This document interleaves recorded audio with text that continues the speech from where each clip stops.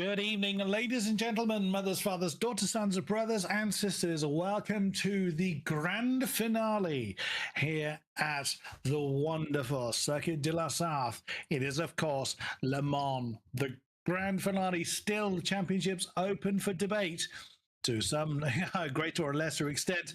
But we thank you very much for those joining us to see off season 4 in wonderful style. My name's Chris Buxton. I'll be one of your commentators throughout tonight's festivities. Broadcaster Nick Domino in charge of the cameras and turning things off just to agitate me because he loves to do that. Joining me in the commentary was always happy today, Ed Hunter. Welcome back, sir. What a day we have in front of us. Indeed we do. Hello, Chris. Well, it's the end of the season, and apologies, because I know a lot of people were expecting Nathan Richards to be back in the commentary box, but he's had to drop out. It gave me a week's notice as well, but so it was very good of him to do so. But I guess you can't get rid of me. I'm back in the commentary box once again, and we're at the finale of another season, and we have got essentially a hypercar title to see contested, although Luke Whitehead sort of is kind of in an illusory position where he's sort of within about 38 points at the moment of the Alexis Hunt, our GD3 top points leader. But at the moment, because of the way the drop score rule works this season, Whitehead would effectively have to lose 2 points from his worst result at Paul Ricard. So effectively, he's 2 points, though. Those 2 points are exactly the margin that he's outside of a mathematical contention at the moment. So, yeah, we will sort of be able to confirm it by the end of the race, but it would take something quite extraordinary, I think, for Whitehead to overturn the gap that's in front of him, which is more than the amount of points he can win from the race. So, yeah, certainly Hypercar, though, much, much closer. We still got 3 drivers in it in terms of Grigoletto, Fabio Grigoletto, of course, another Tatum Restic esports driver. We have got Isaac Gillison, of course, recovering from a difficult race at Monza, and Sven Gielhed, who, of course, had to retire from the lead with a connection issue. So let's hope we don't see any more of that then for the Alpine driver as well. So 3 very, very top drivers, 3 top teams, of course, Tatum Restek, Ferrari Esports, and Falcon Door esports as well. So I think lots and lots of big stories to look forward to tonight, and a good 28 cars I'm seeing on track at the moment. So yeah, nearly 30 or so across both classes. So I think this should be a really, really interesting 2 hours 40 minutes, and let's try and keep it as exciting as we can, I guess, Chris. Absolutely true. Now, unfortunately, not all of the registered drivers are in attendance this evening, but we do have quite a fair chunk of our registered drivers ready to do battle and see out the season in hot competition. Good to see quite a few people in chat already. Make it known who you're here to support, be it team, be it driver. Make it known and do join us for the festivities this evening. Now, it being Le Mans, they don't get any additional time on the qualifying clock, so they have got to get out there and get on with it straight away. Again, as a reminder of how the format goes, the clock starts at 25 minutes. That is not all for GT3. They'll have a 10-minute qualifying session to complete their laps. And once the timer hits 15 minutes remaining, any laps that are in situ may be completed, but no new laps may begin. And then the hypercars will be released from the pit area with 10 minutes left on the clock, and they will have their 10-minute session, and then they will be finishing their laps again once the clock has expired. So both classes have 10 minutes. And no more, but they do not have time to dawdle or to find extra. I mean, if they're trying to find extra space at a track this long, something has gone very, very wrong. As we look at the Falcon Esports entry of Thomas Lydon in the Mercedes, is working his way through the early turns. Yeah, you'd say with 14 GD3s at a track that's as long as this as well. It's like it's about 3.5 minutes or so in length, isn't it? So for the GD3 car, so you would think somewhere in that lap you would find some space unimpeded then.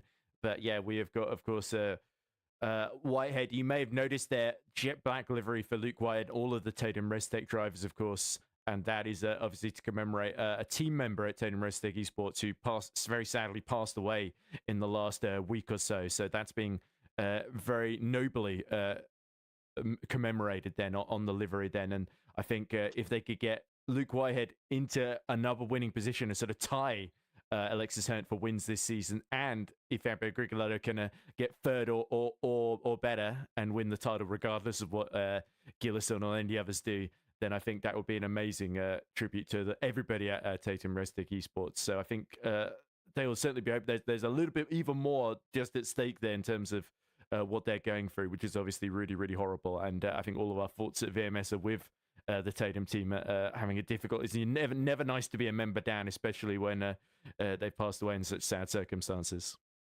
Yes, absolutely true. So again, our condolences to all those affected by the loss of their teammate. But again, we respect the fact that they're running the tribute livery, and we wish everybody concerned the best for the future as we continue to look at the qualifying laps. I guess we're now looking at Julian Henno in the 793 Lexus, just coming through. Then the second chicane on the Mulsanne straight. As you would imagine, everybody is still fairly spread out. A lot of weaving still going on at pace, and nothing unusual really. Because you're along the Mulsanne straight for a very long time. It's difficult to maintain tyre temperatures. Oh, big snap for Julian Henno, and that lap, and he kicks up a lot of dust in his mirrors. That is that lap completely binned. We'll now jump on board with the Ford of Luke Whitehead. Purple Sector 2, but again, with the no laps on the board just yet, they can't look too much into that. We're heading down to Indianapolis now. Such an awkward braking zone. It's fairly bumpy. You're turning and braking at the same time, which no car ever likes to do. He's chasing, I think that's the Falcon Mercedes of Thomas Lydon that Luke is currently chasing. Oh, flirting with the wall on the outside, coming out of Arnage. Yes, corner names escaping me again. But it's all about balance, trying to keep the car as aerodynamically inefficient, you could argue, along the straights. But this is where they actually want to have the downforce. Let's see how these guys manage. I mean, any fan of endurance racing knows Le Mans are almost above all else. Indeed, they do, Chris. So it is famous for a reason, and it's been on endurance racing calendars for over 100 years, essentially. So it's got all that history. It's changed so much over the years, of course, in terms of adding the chicanes down the Mulsanne straight and all sorts of other little changes here and there. Luke White clobbers another of the little bollard, not the bollard, but it's a little sort of notices that let you know that corner's coming up, essentially, as over the line he comes, and he immediately beats Thomas Lydon's first time there. 3 minutes 55.3 over 3 minutes 55.9. So interesting one here, I think, will be the Lamborghini, and I believe it's the sole Lamborghini of Alexis Herndt then, our championship leader, to see what his time will be, because they've adjusted the BOP, I think, slightly, because the Lamborghini, when we did the gold split race here, it was many seconds off the pace. So we'll have to see. I think Herndt is just starting his lap there. Amazing that the opening laps are so close, considering it's nearly a 4-minute lap, as you can see on the tower. And our first times are coming in. It was a bit optimistic for me, wasn't it? Not for this class, at least. Yeah, and the times are really, really close. 2.5 seconds from the times that we've had set so far. I think we actually have 10 of our registered. 11 of our registered GT3s are taking part with us this evening. So, as I say, still a fair few of them. There's Remy Delorme in the 97 Lexus. Now the yellow flags are going to flash because sometimes people have gone off the road, but also there will be people that are. There's still, despite the fact the track is this long, there's still people that are still fairly well bunched together. So you may well find people are still trying to find some space, but they have not got a lot of time to do that. Let us see then, as Remy Delorme comes into the first chicane along the Mulsanne, or Nadia, call it as you will. Keeps the Lexus fairly steady. This is going to be quite a challenge for us. As I say, our numbers are a little bit diminished this evening, but yeah, it's Le Mans. What is there not to love? No, I think that's a fair point.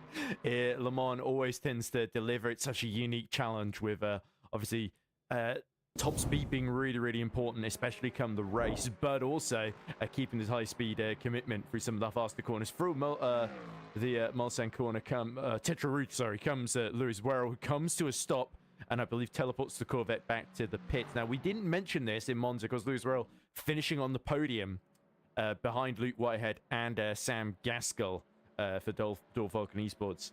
But of course, Lewis Werrell is a real-life British F4 driver, of course, and in fact a podium finisher in British F4. So in between his very busy schedules, because obviously it's on the British Touring Car support bill, he's been competing in Le Mans Ultimate at the highest level in GD3, which is brilliant to see. A driver of that, young driver of that sort of quality, making his mark not just in to impress the real-world racing bosses and try and get up the single-seater ladder, but also giving endurance racing a go for a good 2 hours, 40 minutes and seeing what he can do. Maybe he could sneak another podium out of this. It would really establish him as one to watch going forward, even if real-life racing has obviously got to take priority there. Now we see Luke Whitehead, purple in the middle sector here, and looking to consolidate pole position. Luke said going in, he thought the Mustang would be pretty strong here, and that's currently proving to be the case. But keep an eye out for Alexis Herndt, because he's been the man who has otherwise been really strong in qualifying up until Monza recently then. Yeah, so very true. As we currently watch Luke Whitehead coming to the end of his... he's still chasing Tomasz Lydon. Not a lot of distance between those two. As I say, it's half a second on the board is this difference between the Mercedes and the Ford. And they've been that far apart, that many car lengths apart through the entirety of qualifying. So again, consistency proving king here in Le Mans. You see coming through the 4 turns. Let's see. Oh, and Tomasz Lydon actually parks it. So didn't even finish that lap. But a 3:54.9 on the board for Luke Whitehead. If the Ford is due to be strong, then Marin Bessier has got some catching up to do. Remy Delhomme then in the Lexus coming through the same spot. Another one of the Fords in the background. I suspect that says Lemoyne. That was Alexis Herndt in the Lamborghini coming over, the 55.7. That's Delhomme with a 56.5. A 56.7 for Lemoyne as well. And that is Julian Hanno coming into the pits then, not completing the lap. So Luke Whitehead from Patrick Schindler. Patrick Schindler has got a time in there as well, which we didn't spot. So he's got a 3:55.6 on the board in the Lexus. So again, a great effort there. Less than 2 seconds separating those that set a time. Great effort considering the length of the lap. But it is going to be Luke Whitehead from Patrick Schindler on the front row for the GT3s. Then Alexis Herndt and Tomasz Lydon, the front 2 rows, all 4 positions, completely different manufacturers. Ford to Lexus to Lamborghini to Mercedes. Superb. Marin Bessier has row 3 alongside Remy Delhomme. There's Alexander Hanna and Niclas Lemoyne have, they have row 4. Bessier and Delhomme have row 3. And Lewis Werrell, we know, in fact, didn't set a lap time, although he was looking to be purple in Sector 1 on his last run. That sadly came to naught. And Julian Hanno, we saw struggling a little bit. They will have row 5, and I believe that is... Oh, Jack Bolger is, we believe, also out there in the Porsche. A lesser spotted beast out there. So we will potentially have 11 GT3s taking part in tonight's festivities. Yeah, I'm not sure if Nicholas Hoopen or Marius Peterson are going to be able to make it today, especially Marius, who said that specifically that he wasn't going to be able to. So you're right, that could be all of our GT3. So a couple there going beyond track limits. I think that was the case for Lewis Werrell at the Tetra Rouge, and that was what cost him there. So could we see something very similar in Hypercar? It's really a battle just to get that clean lap, and you can see the point situation there. So reminder, of course, in Hypercar, 115 points for Fabio Grigoletto, who's had a non-score Interlagos. That's he's dropped around 2 wins, 2 third places. Isaac Gillison, 97 points, so he is a good 18 behind, isn't he? So he's had 2 wins, 1 second place, and 1 third place with drop DNF at Silverstone, as well as missing the opening round, which he could also have used as drop round.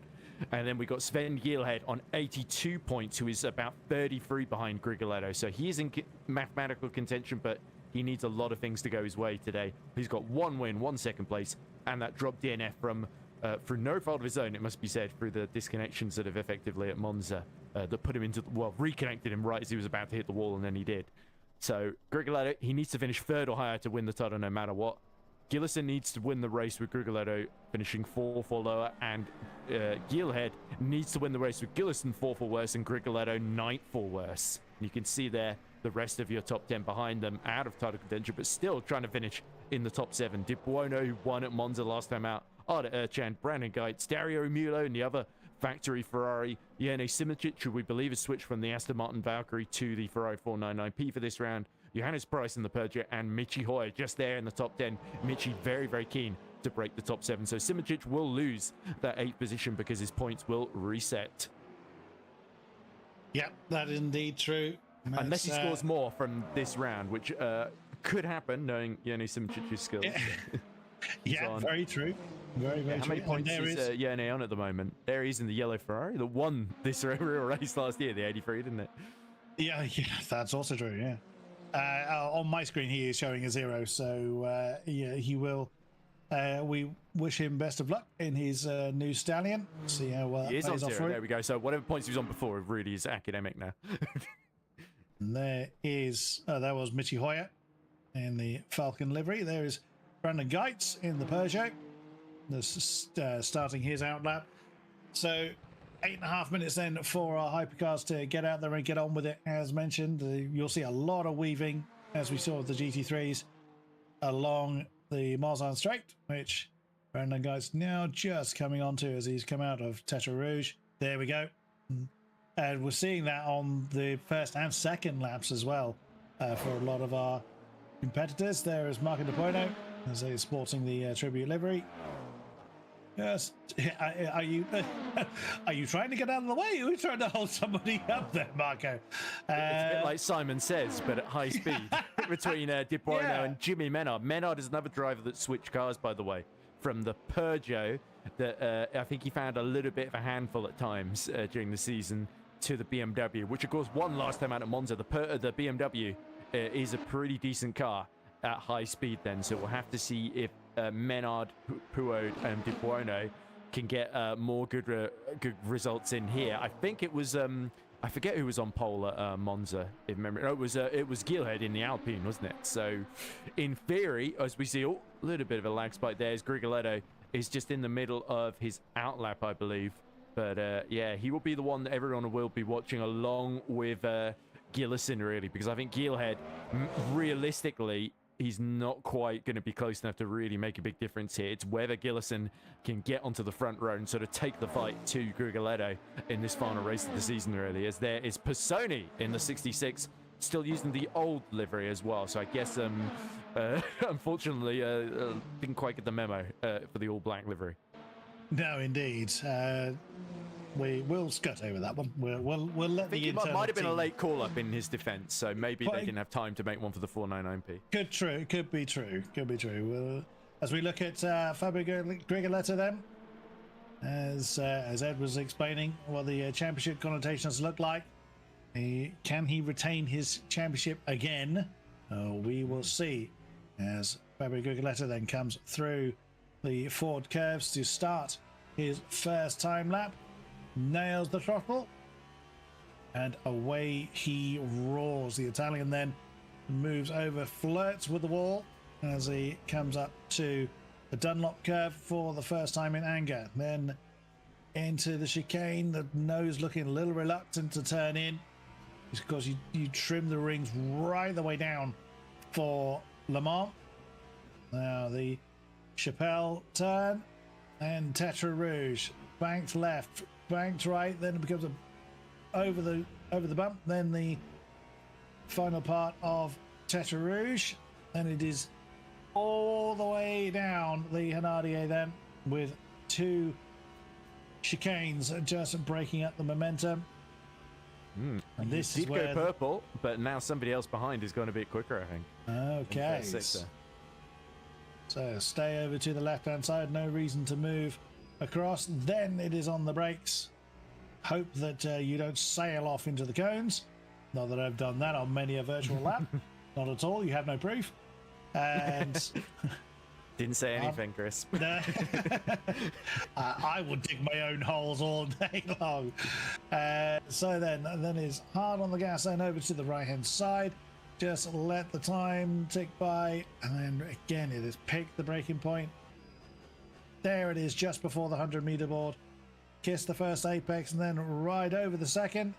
Then on the gas as early as you can. Don't want to be getting too close to the grass on the exit. And then you want to wander over to the left for the final part of the Mulsanne.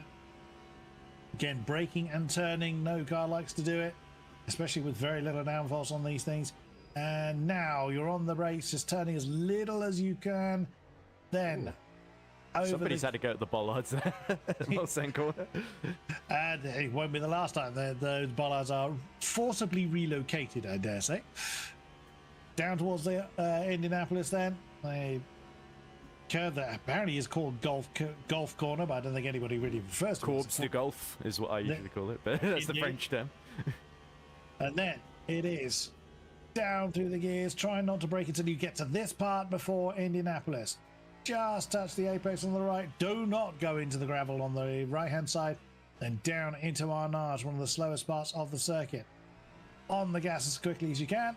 And back up through the gears. And now this is where you hope you've got your setup right for the Porsche curves.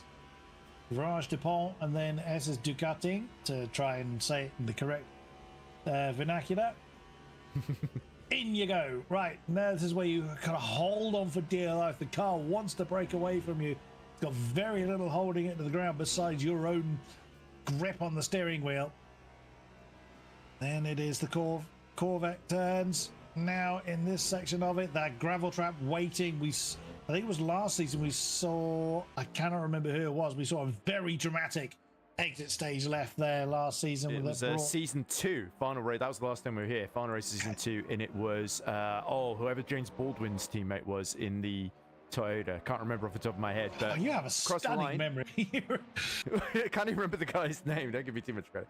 But anyway, I could probably look it up if I really wanted to. But here we go. De Buono, as I expected, he's gone purple in all 3 sectors so far. 3 minutes 23.611. So the BMW working well in the Italian Zam, continuing that strong momentum. He's really been impressive all season. It's just a shame from his point of view that Grigioletto has been the more consistent teammate in that. Cadillac is into the gravel, goes De Buono after setting what could be the provisional pole time with 2.5 minutes left to go. So yeah, clearly just went a little bit too hot into the Dunlop on now soon to be Goodyear bridge and chicane here. Oh, just locked up and the rear. Oh, there it is. Yeah. Again, very unusual. That's the sort of thing you expect to happen if the tyres were too cold. As Simoncic has gone fastest in the final sector, 4/10 down on De Buono. So he's now joined him on the front row. So another car in front of Grigioletto, which is not what he wanted. But crucially, Gillison is behind Pisoni, 3 minutes 25.2 for him. So he is nearly 9/10 down on Grigioletto in this first effort. And there, De Buono, I think he did exactly that when fighting James Baldwin last time we were here, funnily enough, as he started to crawl back to the pits. Yeah, I mean, look how far off the circuit he went. He missed his braking point by it probably wasn't by a massive amount, but because of the rate of knots he got there, that threw him a long way into the gravel trap. So Marco De Buono back in the pits then will take no further part in this qualifying session. Yanni Simoncic in the new Stallion, joining him currently on the front row as we look at Johannes Price in the Peugeot. And Pisoni has put himself back in the pits as well. So has he had an issue? We are not entirely certain. Sven Gilhead, he is third in the championship entering this round. What can he do in, well, I think it's the Soul Alpine in the field? Yes, he is. As he comes through the final few turns. And he'll just beat the timer. Less than a minute left before the full flag falls. 7th for Sven Gilhead. Indeed. So not quite the pace that we saw at Monza then in the Alpine so far. About a second off the pace. But Gilhead could be a bit of a thorn in the side of some of our title contenders. And as Grigioletto, he is on what should be his final lap here. Still third at the moment, but improving in both sectors, particularly the first sector. The Cadillac looks a little bit more hooked up here. Erchan, of course, is also in another Cadillac, so that's a direct threat to Grigolotto finishing on the podium, which would be the sort of ideal situation for him, of course. We will see what, if anybody can take advantage of Marco De Buono's misadventures after his one and only time lap.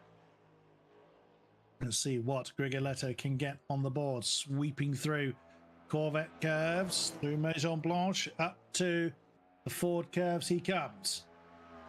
Green sector 1 and 2. Is it going to be, can he find that last bit he needs?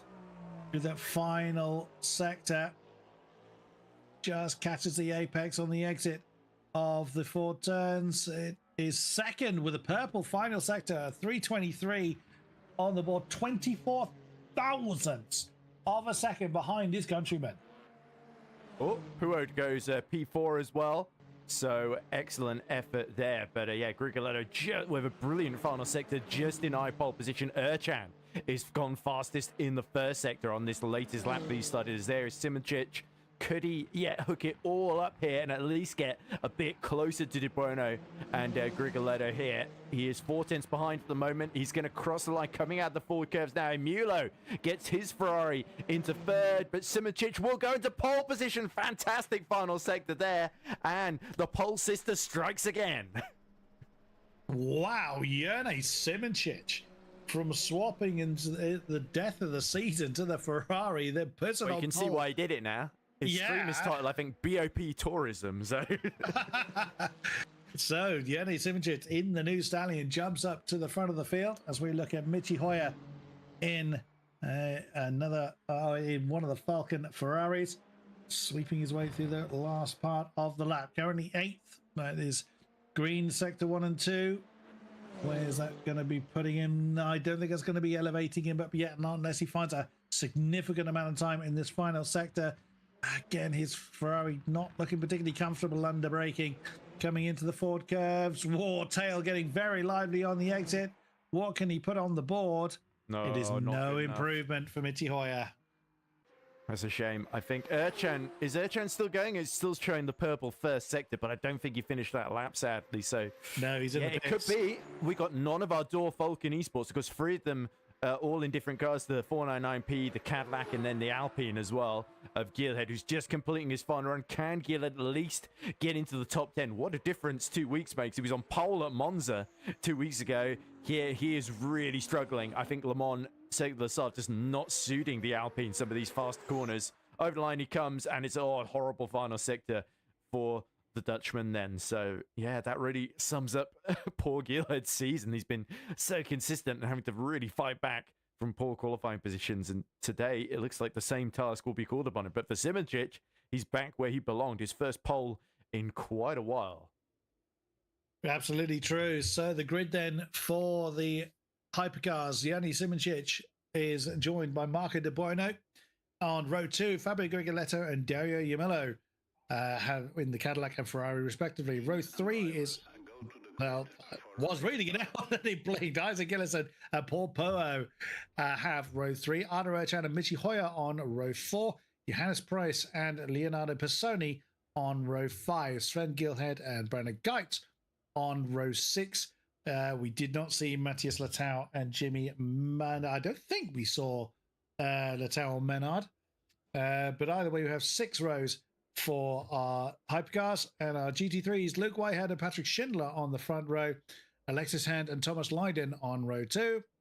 Marin Bessier and Remy Delorme on row 3. With Alexander Hanna, Niclas Lemoyne on row 4. And I think that is it's not quite all of our qualifiers, but we didn't see Marius Pedersen or Alexandra Lay. Julian Heno, he's with us, along with Jack Bolger and Luke Werrell? No, Lewis Werrell, beg your pardon.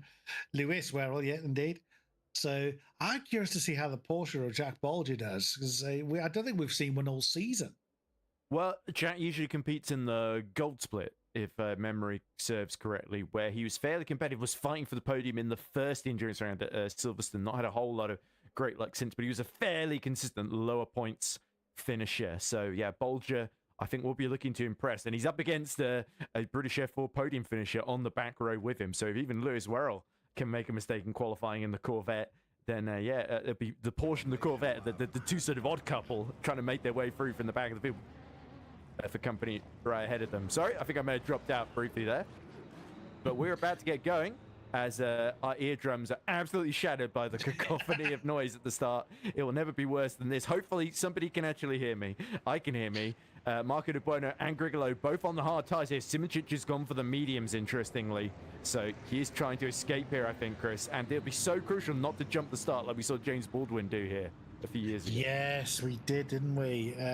Goodness me. And he was not particularly happy about that.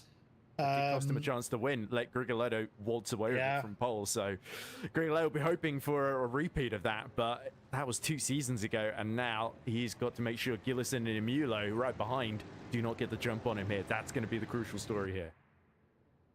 So then 12 Hypercars, 11 GT3s will be taking to our grand final here in season 4 for the Platinum Split as they slowly roll their way through the Ford curves up towards the line for this endurance race of the night. As you can see on the weather predictions, we may well see some, I think it's sort of drizzle and light rain. Yeah, that's what we saw in the notes, race director notes. It reports a brief drizzle in the sort of middle and final phase of the race then.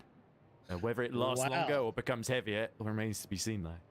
That's the thing, and we will see then if that is going to spice things up at those intervals that we just saw through the penultimate set of turns. Nerves are going to be absolutely jangling. Well, Yellow Simoncic literally has nothing to lose at this point. So then green flag is held aloft. When it drops, we are racing. Wait for it. And here we go then. We are racing here at Le Mans. Let us see how the field does as we scream our way towards the Dunlop curves for the first. Yeah, that's a good start for De Bueno, but Yanni Simoncic is still there. Banzai's the inside line. Yeah, that was a tiny touch between the two. We've already got a replay then. Oh, I think somebody pressed the wrong button there. But De Bueno has managed to get his way back up into the lead, side by side, still coming down through.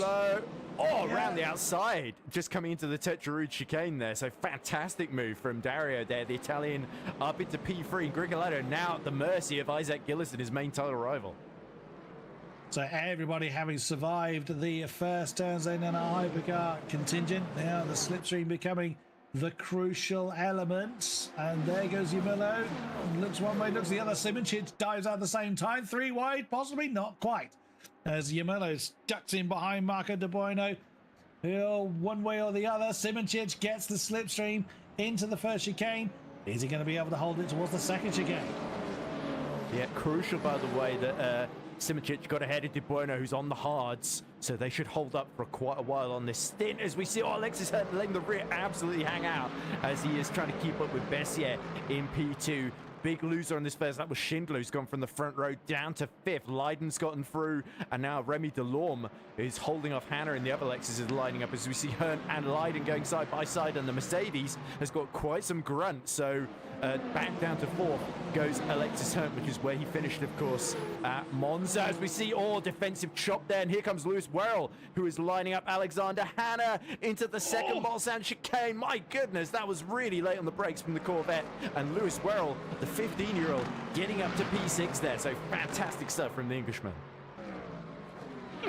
You have no idea how jealous you just made me. Literally a third of my age.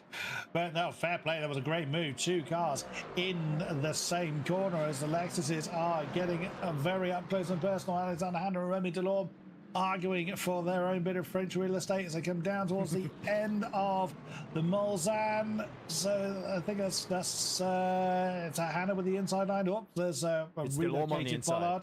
The Delorme, beg your pardon, on the inside line. So Luke Whitehead maintain the lead. Marin Bessier, good start for him to get up into second. Now coming back to our Hypercar contingent, Paul Puo on the back of Isaac Gillison for 5th position. I think everybody's still line astern, but for the first part of the lap, it is so far so good. Yeah, De Bono's gotten back ahead of Simoncic into the lead as Werrell picks off Schindler himself now. So Lewis Worrell has gone from the back row to P5 already. Unfortunately, it looks like Jack Bolger may be out the race already. He's showing us in the pit lane. We haven't completed the first lap, so that's a surefire sign that something has gone very, very wrong for the Englishman in the Porsche then. But for his fellow back row starter, Worrell has really made excellent progress here and could be a big threat to Whitehead and company in these early phases of the race then. But for De Buono, he's got the hards really up to temperature now, and the BMW is flying. That's a great sign for Puod as well in P6 as he seeks to disrupt Gillison's title bid, and Grigoletto's too for that matter. So yeah, Paul Puod could be, we've seen him, he was fairly strong in some of the mid phases of some of the races that he's done. He was like up there fighting for the podium in Monza, wasn't he? There we go, De Buono completes the first lap, and the train behind Simoncic starting to grow here. Grigoletto, of course, I don't think having as fun time with the hards on the Cadillac as De Buono saying with his hards on the BMW. But currently, as things stands, Grigoletto will be doing more than enough to take the championship because Gillison is not in a race-winning position, and neither is Sven Gielhed down in P10. Yeah, not ideal for the Alpine then of Sven Gielhed. As Luke Whitehead obviously sets the first racing lap for the GT3 contingent, and still fairly much line astern, although some noticeable gap forming in our GT3 field. We'll see how that transpires as the race goes on. It's not how you start, it is how you finish. Tyre choices for the GT3s, all of them have actually gone for the same strategy, all on mediums from the timing screen. So it's just well, they only have would be the only choice they can make then, Chris. That'll be why they've all gone for the same. No tyres. Yeah, well, wet. You know, go for a challenge. True. It's not raining yet, though. That might be an inopportune call. But here comes Gillison. He's tucked in right behind Grigoletto. You can see just behind them as well. Erchan is lining up Puod. So actually quite some good speed coming out the door. Falcon Esports Cadillac, and he's got through before they get to the braking zone past Puod then. So the Frenchman undone by the circuit driver. Next up is the other Door Falcon Esports man of Michi Hoyer, the German, lining up in a bid to get into P7, but Gillison crucially not quite yet able to challenge Grigoletto. And while he's got the mediums and Grigoletto's got the hards, Gillison and Ferrari Esports really need to strike here, because if they can get Gillison past Grigoletto, Imulo can come into play to help Gillison, maybe even give him that third position if necessary in these early phases. But Imulo is fighting with Simoncic at the moment, so won't be keen to give up. Definitely not if it's not going to give Gillison the title either. As we see Worrell now right behind Alexis Herndt. Can he get past our champion-elect in GT3? Yes, he can, comfortably into the braking zone. Worrell is off like a rocket in these first two laps. Stunning effort in the Corvette there, just gave the necessary racing room to Alexis Herndt as we now cut back to Yumalo up to P2. So he's gone round the outside into Indianapolis, I think. On Simoncic. So our pole sitter now down into third.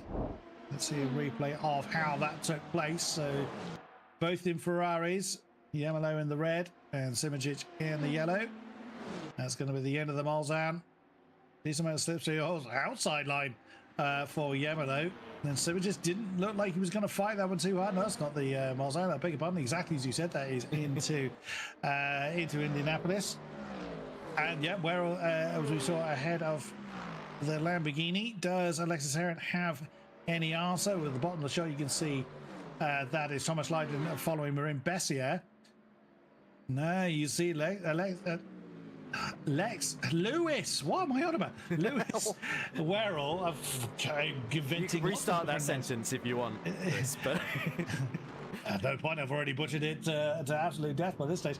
But yeah, Lewis Worrell then doing everything he needs to do to defend against the Lamborghini. Alexis Herndt really having to work very, very hard to try and find any opportunity to get back up ahead of the Corvette. Maybe you're going to have to let time take its toll. There's a lot of the race still to go, but you never want to give any opportunity or any advantage to your opponents. You still want to race as hard as you can. But Lewis Worrell, absolute stunning start. If he'd got that qualifying lap, oh, what might have been. But that may well be fairly academic, because he's only a couple of seconds off the lead.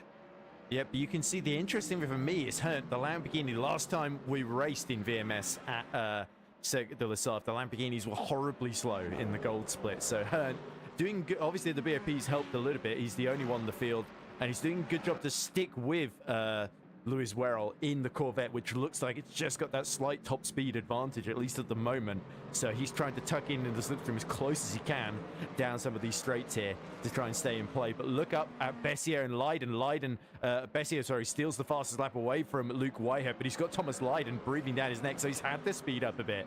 So Leiden here, who, remember last time we were here 2 seasons ago, he fumbled a chance to win for in the BMW. So in the Mercedes, he is really hoping to and overtake Bessier here. Sorry if I disconnected mid-sentence there. But anyway, hopefully somebody got most of that. We got most of what you said. It was a slight loss that we had for over there. As we cut back to our hypercar lead, as that is the Domino now with yellow very large in its mirrors. The BMW is going to have to start defending from the chasing Ferrari. And Yanni Simic falling away a little bit. Yeah, I mean, you would be forgiven for thinking it was Yerne on the hard tires. It's not. It is the BMW that leads the way that's on the harder rubber. And the 2 cars behind, the 2 Ferraris, are on the mediums. Actually, the only ones on the hards are Marco De Buono, Fabio Grigoletto, and Leonardo Pisoni. All Taylor Esports, of course. Yes, they have all gone for the same tire strategy as, well, the exception of Pisoni. He's not got the livery on, as we mentioned, but the same team going for the same strategy. Everyone else has gone for the medium tires, but in fact, that makes Marco De Buono's start and current lead defense even more impressive. Of course, that's going to come into play come the pit stops. If they're able to keep the hards alive a bit longer, they can maybe have a quicker pit stop, save a bit of time there. But of course, those that change tires will be potentially a lot quicker on track. So it's whether you can keep that track position. It's no good coming out with a 30-second lead if it disappears in like 10 laps or so. So yeah, that'll be mindful of that. It's interesting here though, because it feels like Ferrari Sports have set up Emulo to be the hare to really challenge for the lead and try and control the front of this race, while Gillison is running a bit more of a concerted strategy on the back of Grigoletto, trying to take that 4th place away. He's been getting very close, and the problem is Erchan has now started to catch up as well in the other Cadillac. So Gillison is in a Cadillac breaded sandwich either side of him, and he can't escape right now. It's almost turning into a worrying rerun of Monza from that perspective. Long way to go though, and let's see how the tires perform, how the drivers perform, as we currently look at Arda Erchan looking at the back of Isaac Gillison. New fastest lap by Marco De Buono, and that's with a chasing Dario Yamalo right in his mirrors. Emulo might have been flirting with the track limits. That might be why that last lap didn't register. Quite the same story for quite a few behind as well. Good point, well made there, because it's quite clear that Dario Yamalo is much closer, but may well have invalidated the lap, and that will bite people, especially with 2.5 hours to go, and as fatigue will take its toll later on in the race, especially if the weather has got something to say. We could well see people falling foul of that. What has happened to Julian Heno?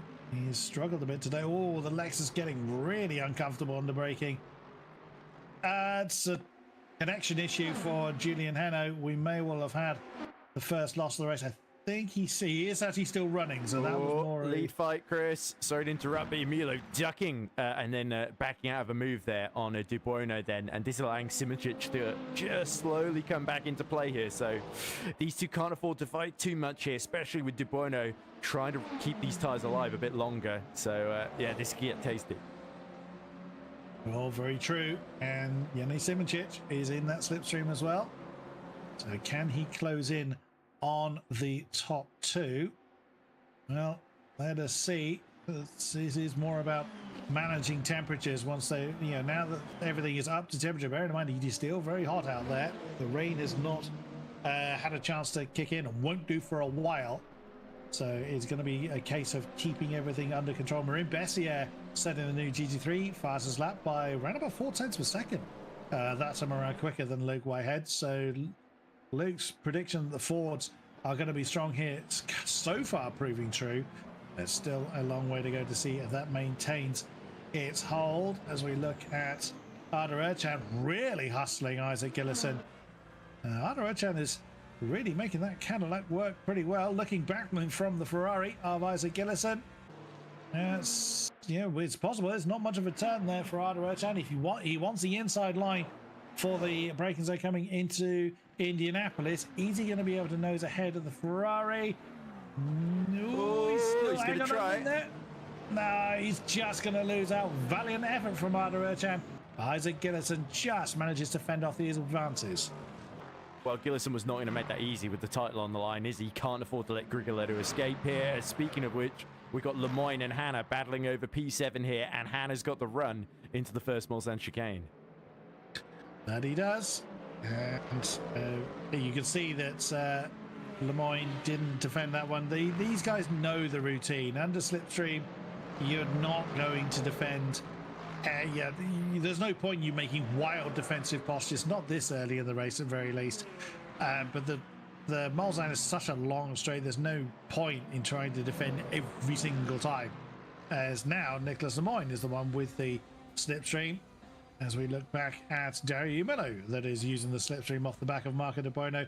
These three really punched up very, very heavily coming through the forward curves.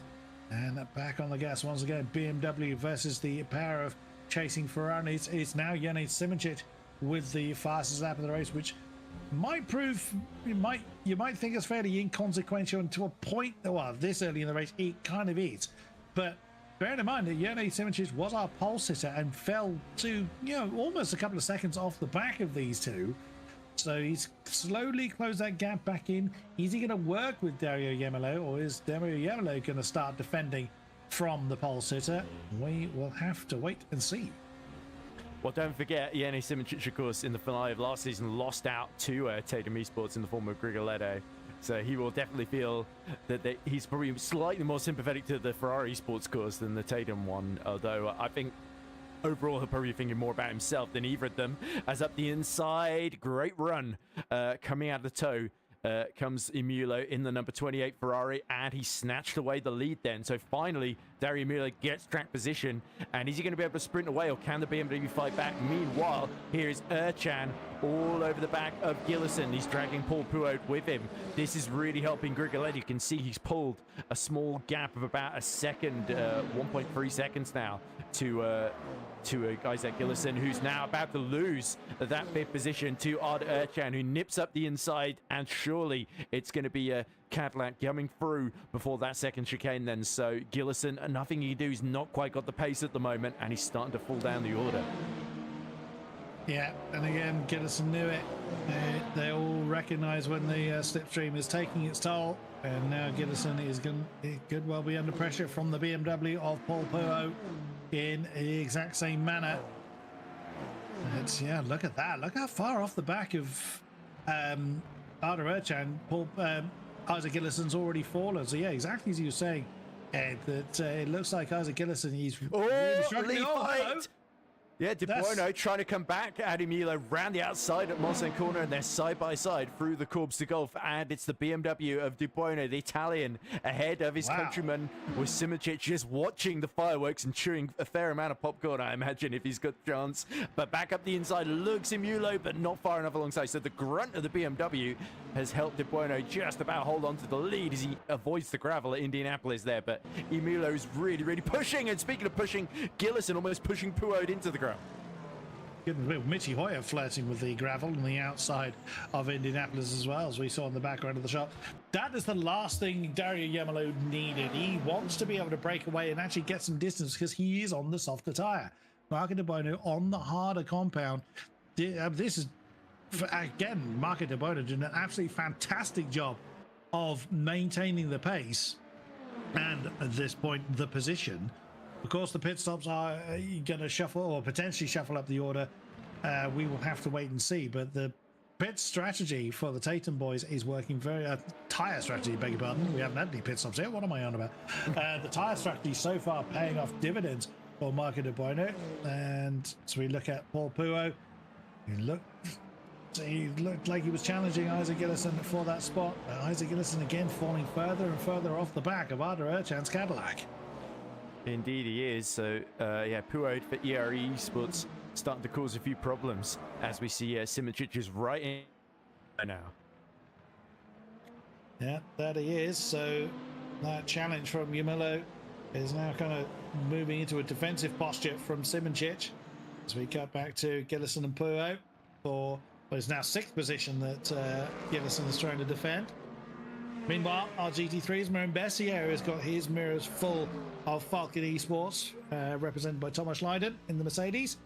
Looking back from the Ford, of the Frenchman, looking at that growling Mercedes.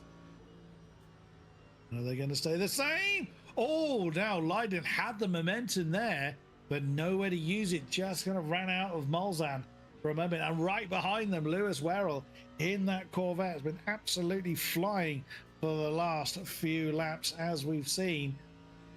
He's a little bit off the back, not getting a huge amount of slipstream from these guys yet, but is really pressing on to get involved in this lead battle. Luke Whitehead leads by about 1.1 seconds over his fellow Ford of Marin Bessier. And Marin Bessier very much racing in his mirrors for the time being. Yeah, sorry if people are hearing me cut out. I think someone else in the house must be hogging all the bandwidth, which is very annoying. So we'll try and fight on against that. But yeah, nonetheless, this is Grigoletto, who's just been passed by Erchan, as I think you rightly pointed out, Chris, while I was disconnecting.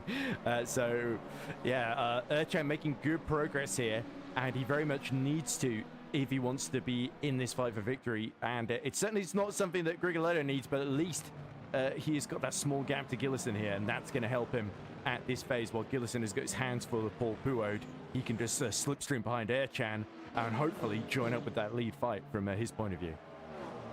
Yeah, Fabio Grigoletto not able to maximize the hard tires as well as Marco De Bono is, but still inside the top 5, still where he needs to be. You never want to be losing positions to anybody, the championship title or not. At the moment, he is now in the slipstream of Arda Erchan, as Paul Puer is still in the tyre tracks of Isaac Gillison. Paul Puer could be biding his time, could be saving a bit of fuel. That'll pay off for him in the pit stop phase if that is what he's doing, as Luke Whitehead reclaims the GT3 fastest lap time for the time being. Bear in mind, Luke doesn't have any slipstream off of anybody, so that is just his own pace that is causing that. Nearly 2 seconds between himself and Marin Bessier before the braking zones for the GT3 contingent.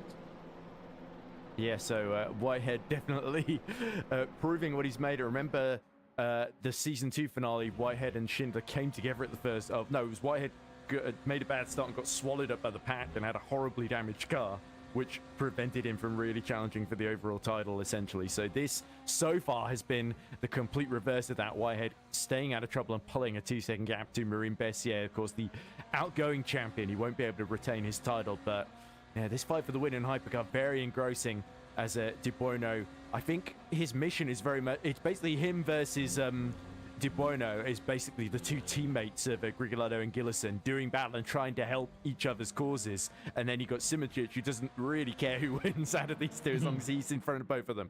But yeah, that's really, really entertaining to watch. And of course, we've got Erchan, a 4th player, setting fastest laps and starting to close what was a 5-second gap to just 2.5 seconds now. And now here is Bessier right behind Thomas Leiden then, who I think has just gotten through. So Bessier fighting back here. Now, is he going to, or is he going to stay in the tyre tracks of the Mercedes?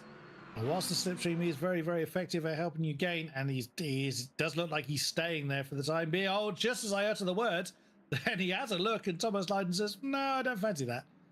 But yeah, whilst they stay in the tyre tracks, whilst they stay in the slipstream of the car ahead, it is helping them save those little bits of fuel, which over the course of an endurance race, if you're able to shorten your pit stop to your competitors, that's where you earn that time back again. So you're not pushing as hard as the person you're following, because they've got all the wind resistance. As we look at that's Julian Henner. No, late. It looked a bit like a Mustang rear wing, but if it's Henner, then I stand corrected. It could have been Alexander. I thought that was Henner that we briefly cut to. But jumping back then to our lead group for hypercars, they're going to be catching the back of our GT3s fairly soon. It was Alexander Lay. It's the Opelite Mustang there. I thought it was a Mustang rear wing, and I was right. So he was at the back of the field. Clearly, Lay's had a spin as Bessier all having to fight back around the outside of Thomas Lydon as they approach Indianapolis, and Lydon covers him up by pulling to the outside there. So a little bit cheeky, but you can see our leaders in Hypercar catching up to the GT3s. So this could get very, very interesting, especially with our top three so bunched together here. Tell you what, if Yamalo and Sivicic are biding their time, they could well be losing time to Arda Ercan. Arda Ercan has got the fastest lap of the race. He did that a little while ago. As Puo is now having to go at Gillison on the way down to Indianapolis. Is the BMW going to win out this time? Yes, he does. I think Gillison had to bow out of that so that he didn't fancy a side-by-side coming through that fast right-hander. But Yamalo and Sivicic could try and get past De Bono, but they, I think, are trying to do a little bit of conservation, as mentioned, trying to save a little bit of fuel, maybe save a bit on their tires as well, and stay in the slipstream of Marco De Bono. But let us see how they navigate at the GT3 field. Depends on where they catch them. If they catch them on the Mulsanne Straight, they've got all the space in the world to get past them. But anyone they catch in this section is going to be disastrous for our hypercars. Quite bizarre situation, though. We've got our two title contenders potentially fighting to stay in the top 5 at this rate, and their teammates both fighting for the lead. Hammer and Tongs going at it. But yeah, Alexander Lay will be the first to have to deal with the hypercars, and given that he's in the back and about 3 seconds behind Heno, he may have to find a good place to sort of pull off without blocking their view, or he's got to keep his movements predictable here because he'll be the first that they have to deal with, and the three should get through comfortably into turn 1. That they do. The Opelite Ford stays very much out of the way.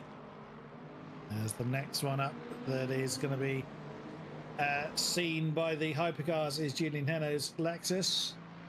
Yannis Images falling very slightly off the back of Dario Yamalo. Oh, don't turn in too quick. That's always the worry when you are making a pass during a corner. You just hope that you've been seen. But Julian Heno doing a good job there. This could actually allow Arda Ercan to close in even more than he has done. There is the Falcon Cadillac. So he could well capitalize on the GT3's I say intervention. There's not like they did with Gillison. Again, that's Gillison coming back on the BMW, nudging the pair coming together slightly on the Mulsanne Straight at over 300 kilometers an hour. That's slightly uncomfortable for anybody. Oh, and that is Yamalo deciding he doesn't want to be behind Marco De Bono, or Marco De Bono made a mistake into that first chicane. But now we're starting to see people shuffling around. Now is Yamalo going to try and banzai past the leading BMW? There goes Yamalo. Oh, nearly side by side with Marco De Bono now. The GT3 staying as much out of the way as they possibly can. Oh, still side by side to the second chicane. But Marco De Bono holds onto it for now. Oh, Emilio tried to go a long way around. Makes a little bit of contact with the left rear wheel there as they go either side of Lewis Werrell there, and no escape for Marco De Bono. He's really got to have his wits about him here, but Emilio is picking this moment of all these distractions around the strike, and they both move at the same time, and a little bit of contact. I think that could have been a lot worse had they tagged each other around, but luckily both of them survive and have just about made their way through the pack. That is Whitehead just ahead of them, who they should both negotiate before they get to Indianapolis then. But yeah, interestingly, Puo was able to get back in front of Gillis, and Gillis, I think, had to sort of cut across into Heno, or into Puo, sorry, to avoid the GT3 of Julian Heno that was sort of in the way then. So he was kind of between a rock and a hard place in that situation as Grigolato flashes his lights at Whitehead, tries to get the sister team in the other class to get out of the way as quickly as possible, and you can understand why. Yeah, it wasn't really anything Luke Whitehead could do at that specific moment. Well, there was. He did it. He got out of the way. Well, he couldn't have got any more out of the way than he did because they were in the braking zone of Indianapolis at that particular point. I think he's actually lost time to Leiden, 1.7 seconds behind. So he did actually lose a little bit of time in the process. As we look at Gilhead and Pisoni, still fairly close together. Oh, crikey, that could have been the Falcons coming together, but didn't quite happen that way. This is where the hypercars do not want to be catching GT3s, and for exactly this reason. That's Whitehead minding his own business and hoping that the hypercars have enough grip and power to get around. Well, they have the power to do it. They just have to hope there's enough grip to do it, which they do. And look at Arda Ercan now really getting under the rear wing of Jene Simoncic. So he could get himself... Not quite there yet, but he's certainly getting closer to it. And now that the hypercars are clear of the GT3s, Arda Ercan much closer than he has been throughout the course of the race. Gained about 6/10 that previous lap, yes. Yeah. So De Bono, Yemelo and Simoncic still the lead three. Simoncic now back under the rear wing of Yemelo. He had fallen a few car lengths behind before their first passing of the GT3s. The three have reunited, and Arda Ercan not far behind. Here we go. De Bono looking a bit under pressure, and as they go through Tetrarugen again, Mulo gets a good run here, but of course we are still fairly early, and we're not even really half an hour into the race yet, aren't we? So still quite a few minutes to go until the hypercars make their first stops. As meanwhile, here's our front runners in GT3. Werrell is right behind Bessier as we see Mulo going for the lead once again into the first Mulsanne chicane. This time, De Bono has to give way and actually just avoids bumping into the back of the Ferrari on the exit. And look at that, Mulo trying to break the toe so that De Bono can't slipstream his way back through, and he's going to have to snake his way down this part of the Mulsanne. And Simoncic all the while is just keeping his powder dry, waiting to come into play later on. Then as back to the outside comes De Bono, they're almost driving side on into each other there. And De Bono, will he go late on the brakes? No, it's going to be Mulo that's got the line. De Bono just about stays on the track and actually loses a bit of time and has fallen right into the clutches of Simoncic. Yeah, he did. I mean, that was very squiggly for Yamalo coming out of that second chicane. But the BMW wrong-footed by that and is now, as you say, in the clutches of Jene Simoncic.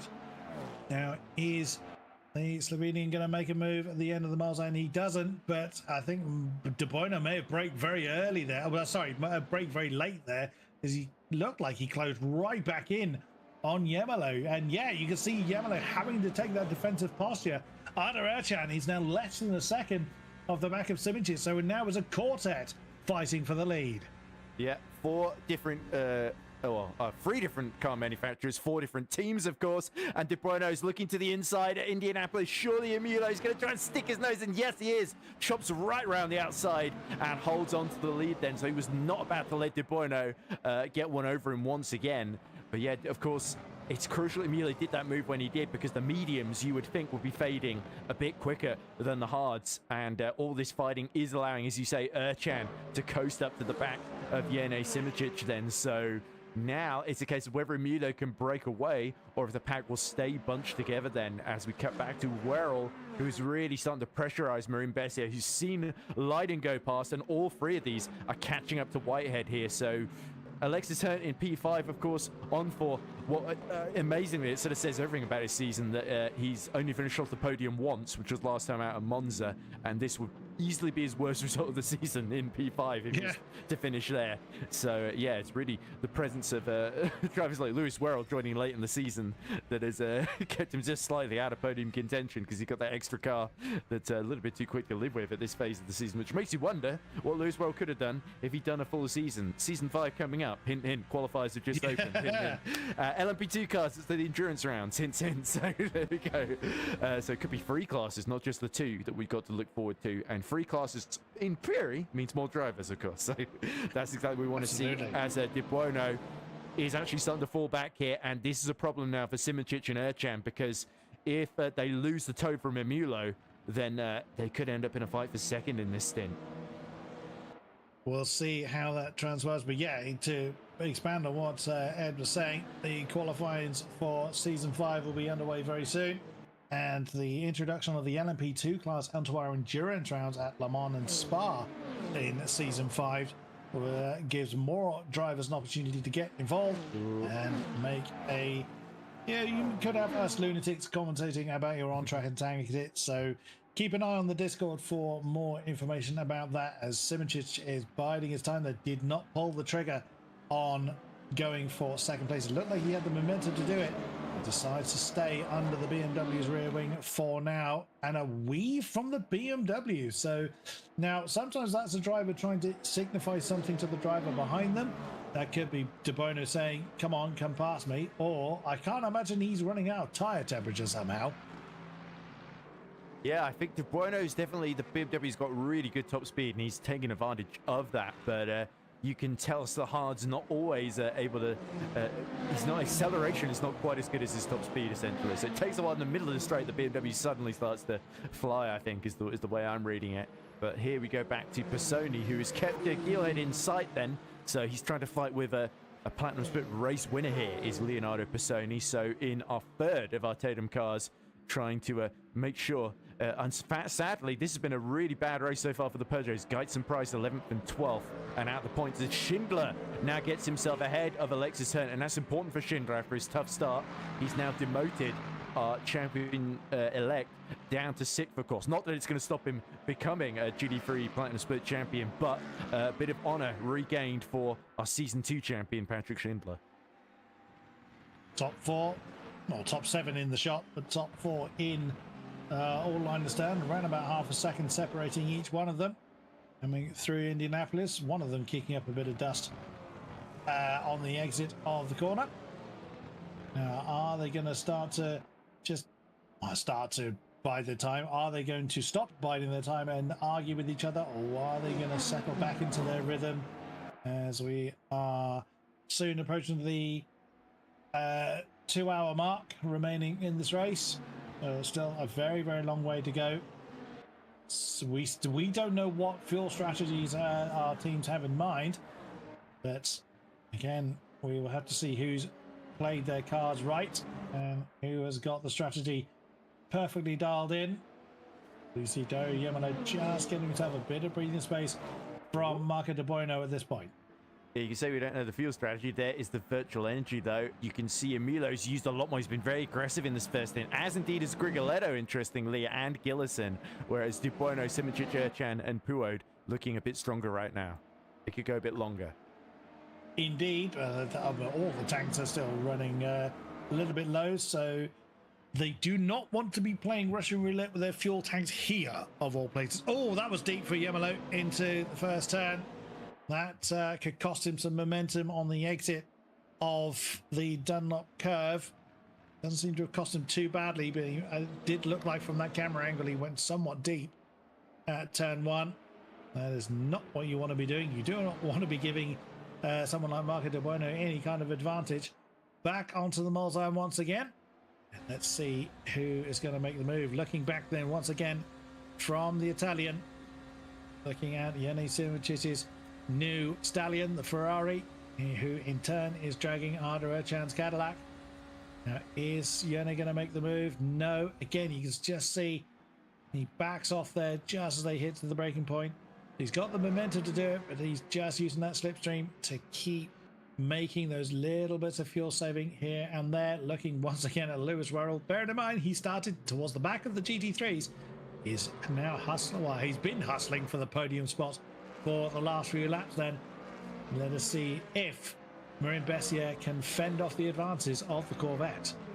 And Thomas Lydon, by the way, right behind Luke Whitehead. He's cut the gap from 2 seconds to just 0.6, and he was about 0.6 faster than Whitehead the previous lap. So the Mercedes has got some real grunt here to challenge the Mustangs. We saw him deal with Bessier earlier on, and now he's going to try and fight for the overall lead here. So this is really, Thomas Lydon has not really had too much to shout about since, I think it was Ricard, wasn't it Paul Ricard where he came second, wasn't it? Other than that, he was 4th in Interlagos, but he's not really been inside the top 4 in any of the other races. So to fight for the win here is a big deal for the Anglo-Pole.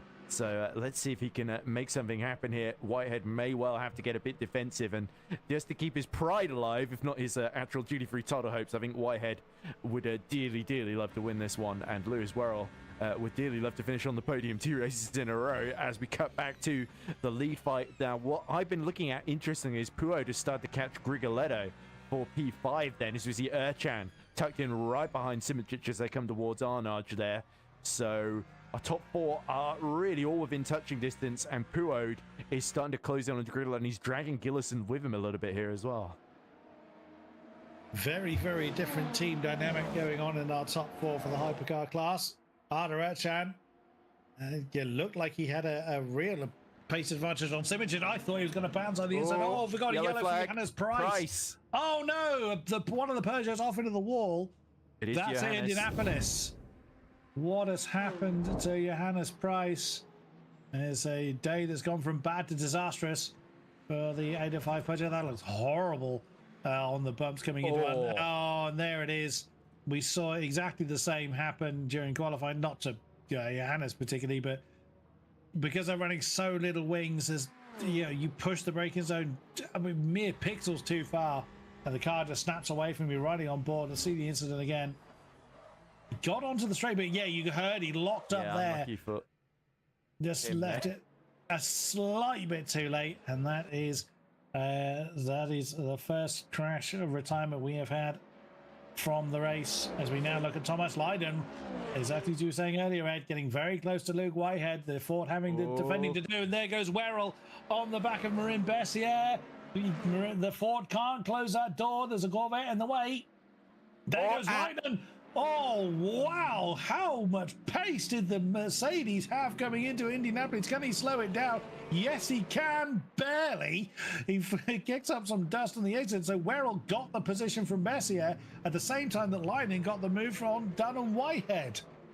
Yes, the duty-frees have all started to kick off all of a sudden. We're so distracted by Werrell making that move on Bessier that we could almost miss Lydon diving out at the last minute to get past Whitehead here. So Thomas Lydon was very, very patient down the courbes to go off. You can see the move going on behind. He's closing really at the top end here. Whitehead knows it, pulls to the outside line, and it's right at the last minute when Luke Whitehead can't respond that Lydon times his move there. So a brilliant overtake from the number 69 Mercedes AMG for Dolphin Esports. He went very wide on the exit of Indianapolis, dipped the wheel in the gravel, but nonetheless Lydon now leads, and there's not much virtual energy left in the tank here. So Thomas Lydon has peaked at the right time here. He may not have the fastest lap in the race off of Whitehead just yet, but this has put him in a very, very good position here, and if he can break away from Whitehead, that will put him in really good standing going into the second stint here. But are they going to change tyres, and who is going to try and double stint here? Goodness me, look at Lydon go. He's got Werrell too, right behind Whitehead. I mean, is Whitehead slowing down a little bit? Let's see what the lap times were. 3:57.5 for Lydon last time around. Which what was Luke's last time? No, I think he had an invalid lap because I have got no lap time for Luke Whitehead. So, oh dear, is vast turned around very suddenly. 1.3 seconds between the Thomas Lydon and Luke Whitehead as Niclas Lemoyne has brought his Ford into the pits. Yeah, interesting. I think Hanno pitting as well. So both of our runners near the back decided not to risk it on fuel whatsoever. As Brandon Geitz in our other Peugeots also had an issue. This is a man who, of course, won our event at Silverstone.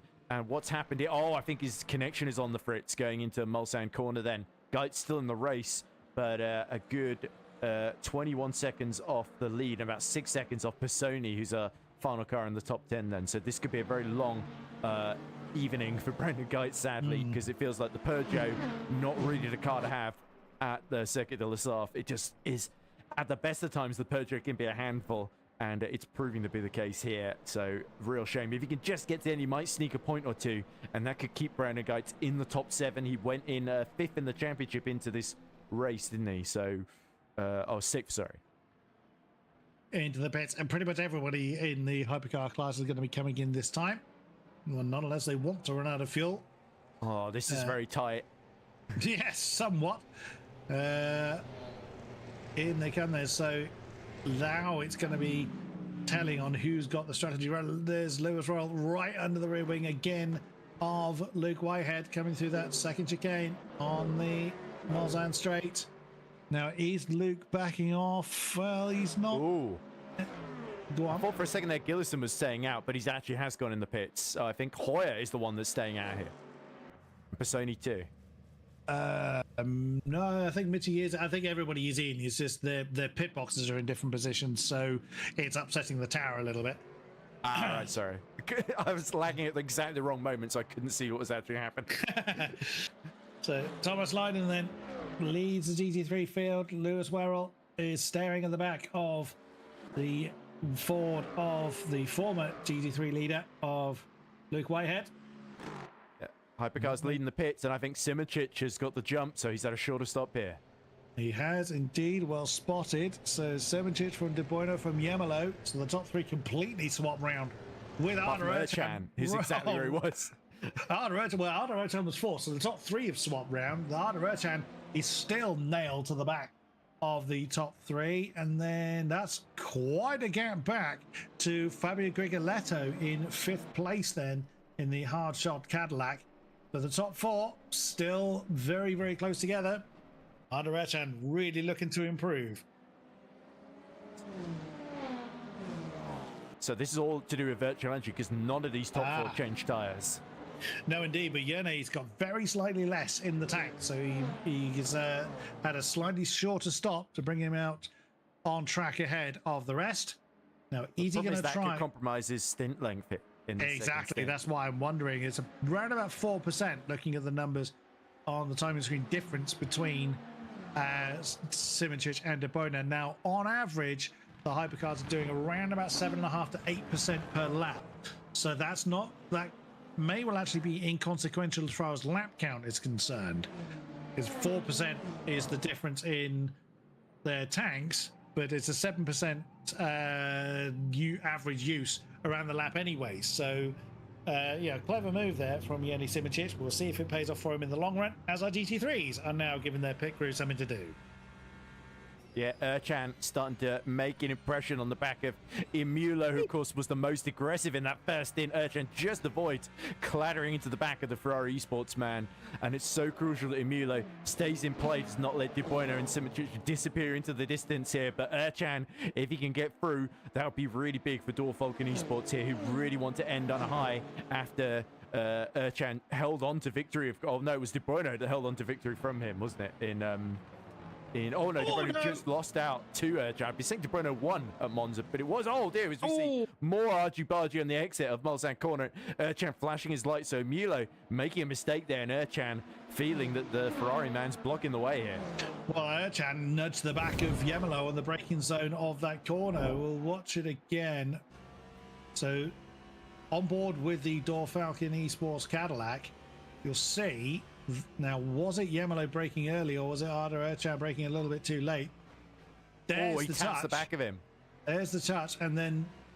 and then sort of drove across. Yeah, that's a bit... well, that's what round. So Arda Ercan now back ahead of the Ferrari. Now, whether that was Yemelo conceding the position, or was that a forced move from Arda Ercan? Let's have a look at it. I think it's just a genuine move. So Ercan goes up the inside into Indianapolis. Emilio tries to hold on, and does he go too deep on the brakes and end up in the gravel? That's exactly what happens here. Oh, was there a nudge there?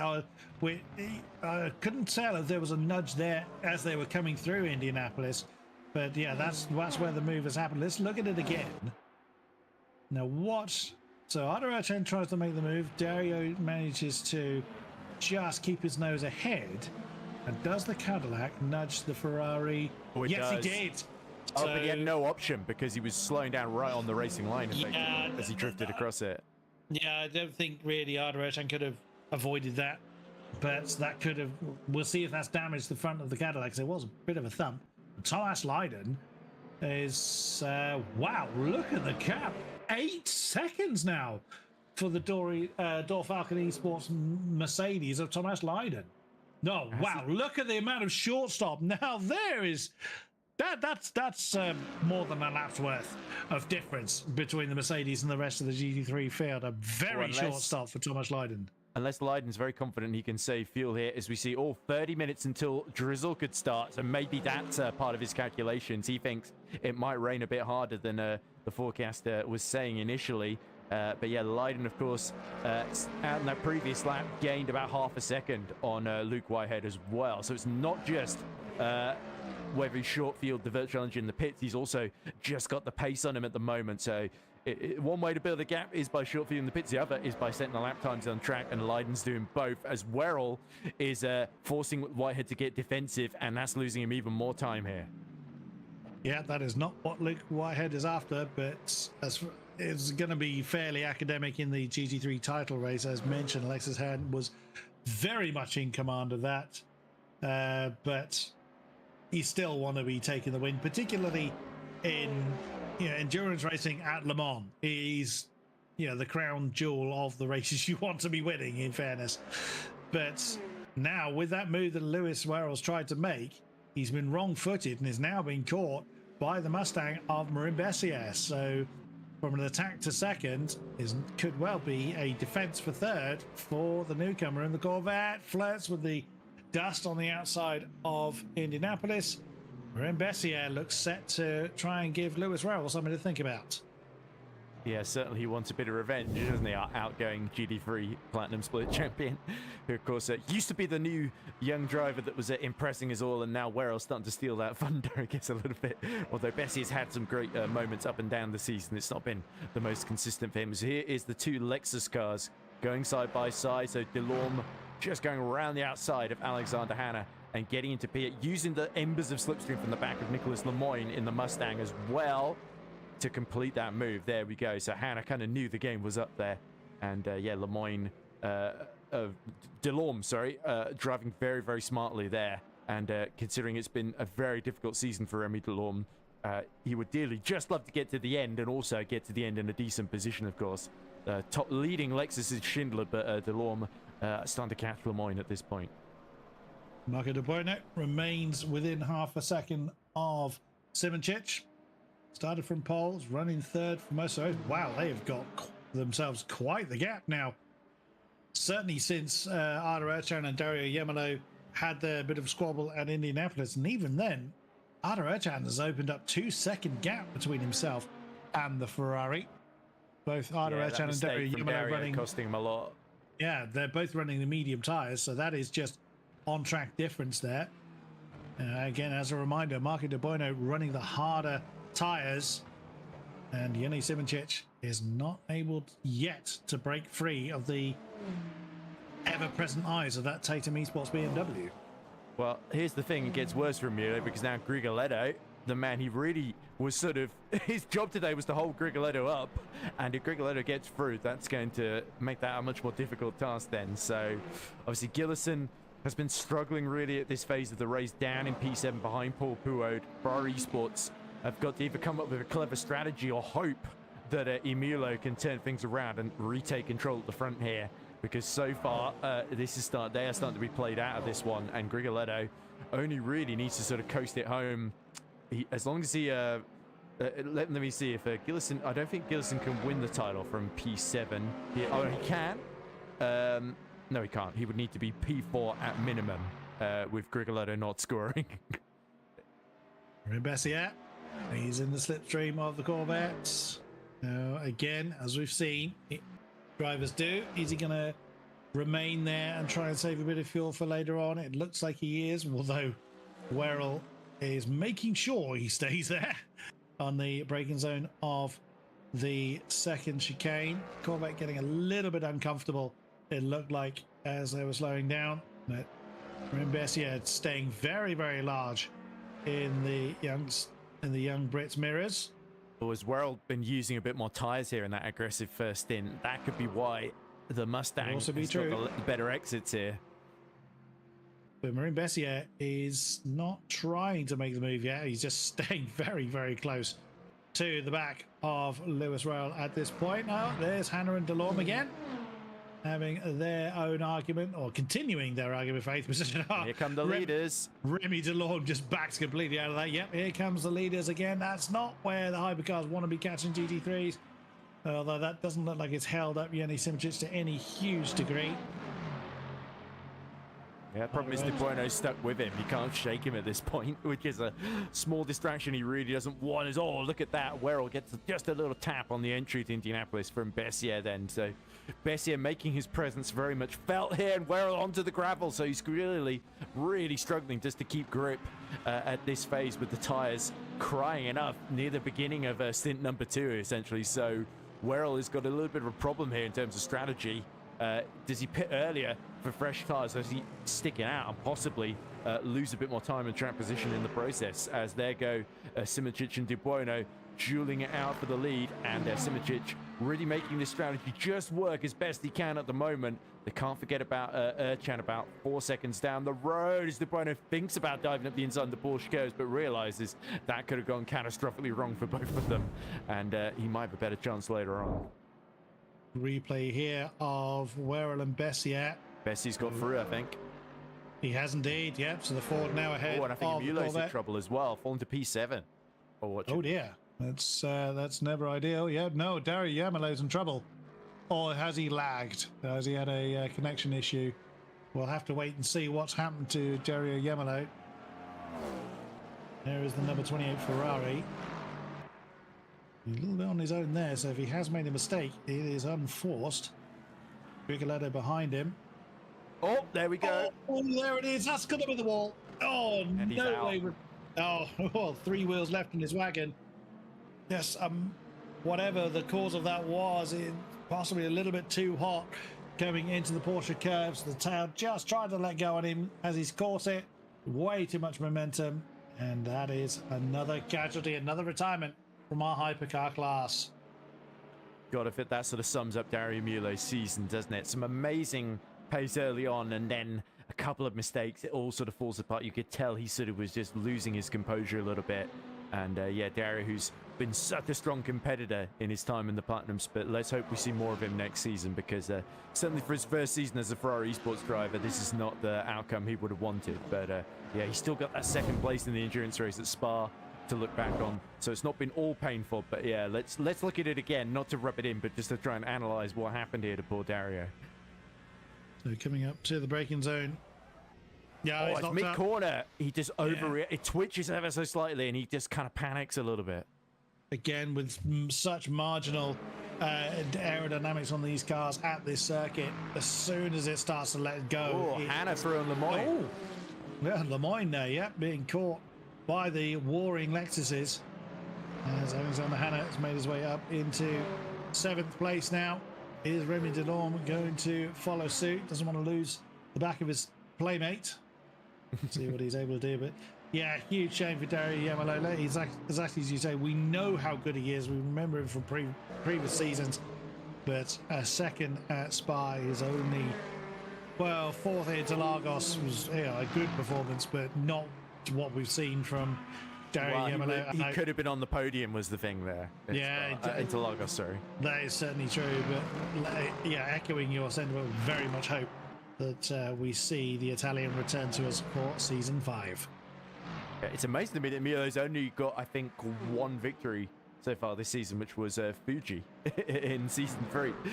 So yeah, he's certainly and that was a fuel-saving race as well. So he sort of came out of nowhere to win that one. It was only his 2nd ever race in the Platinum Split too. So yeah, he really made a big impression early on, and that's difficult sophomore season. I think if he comes back for a 3rd, he should be able to improve and put at least his results and put that behind it. I think it did. Did it rain at some point? Or did it rain it was partway season through? 2. I think season 2 was the one that rained. Season 3 was the one where it's dry throughout, but it turned into a fuel-saving race.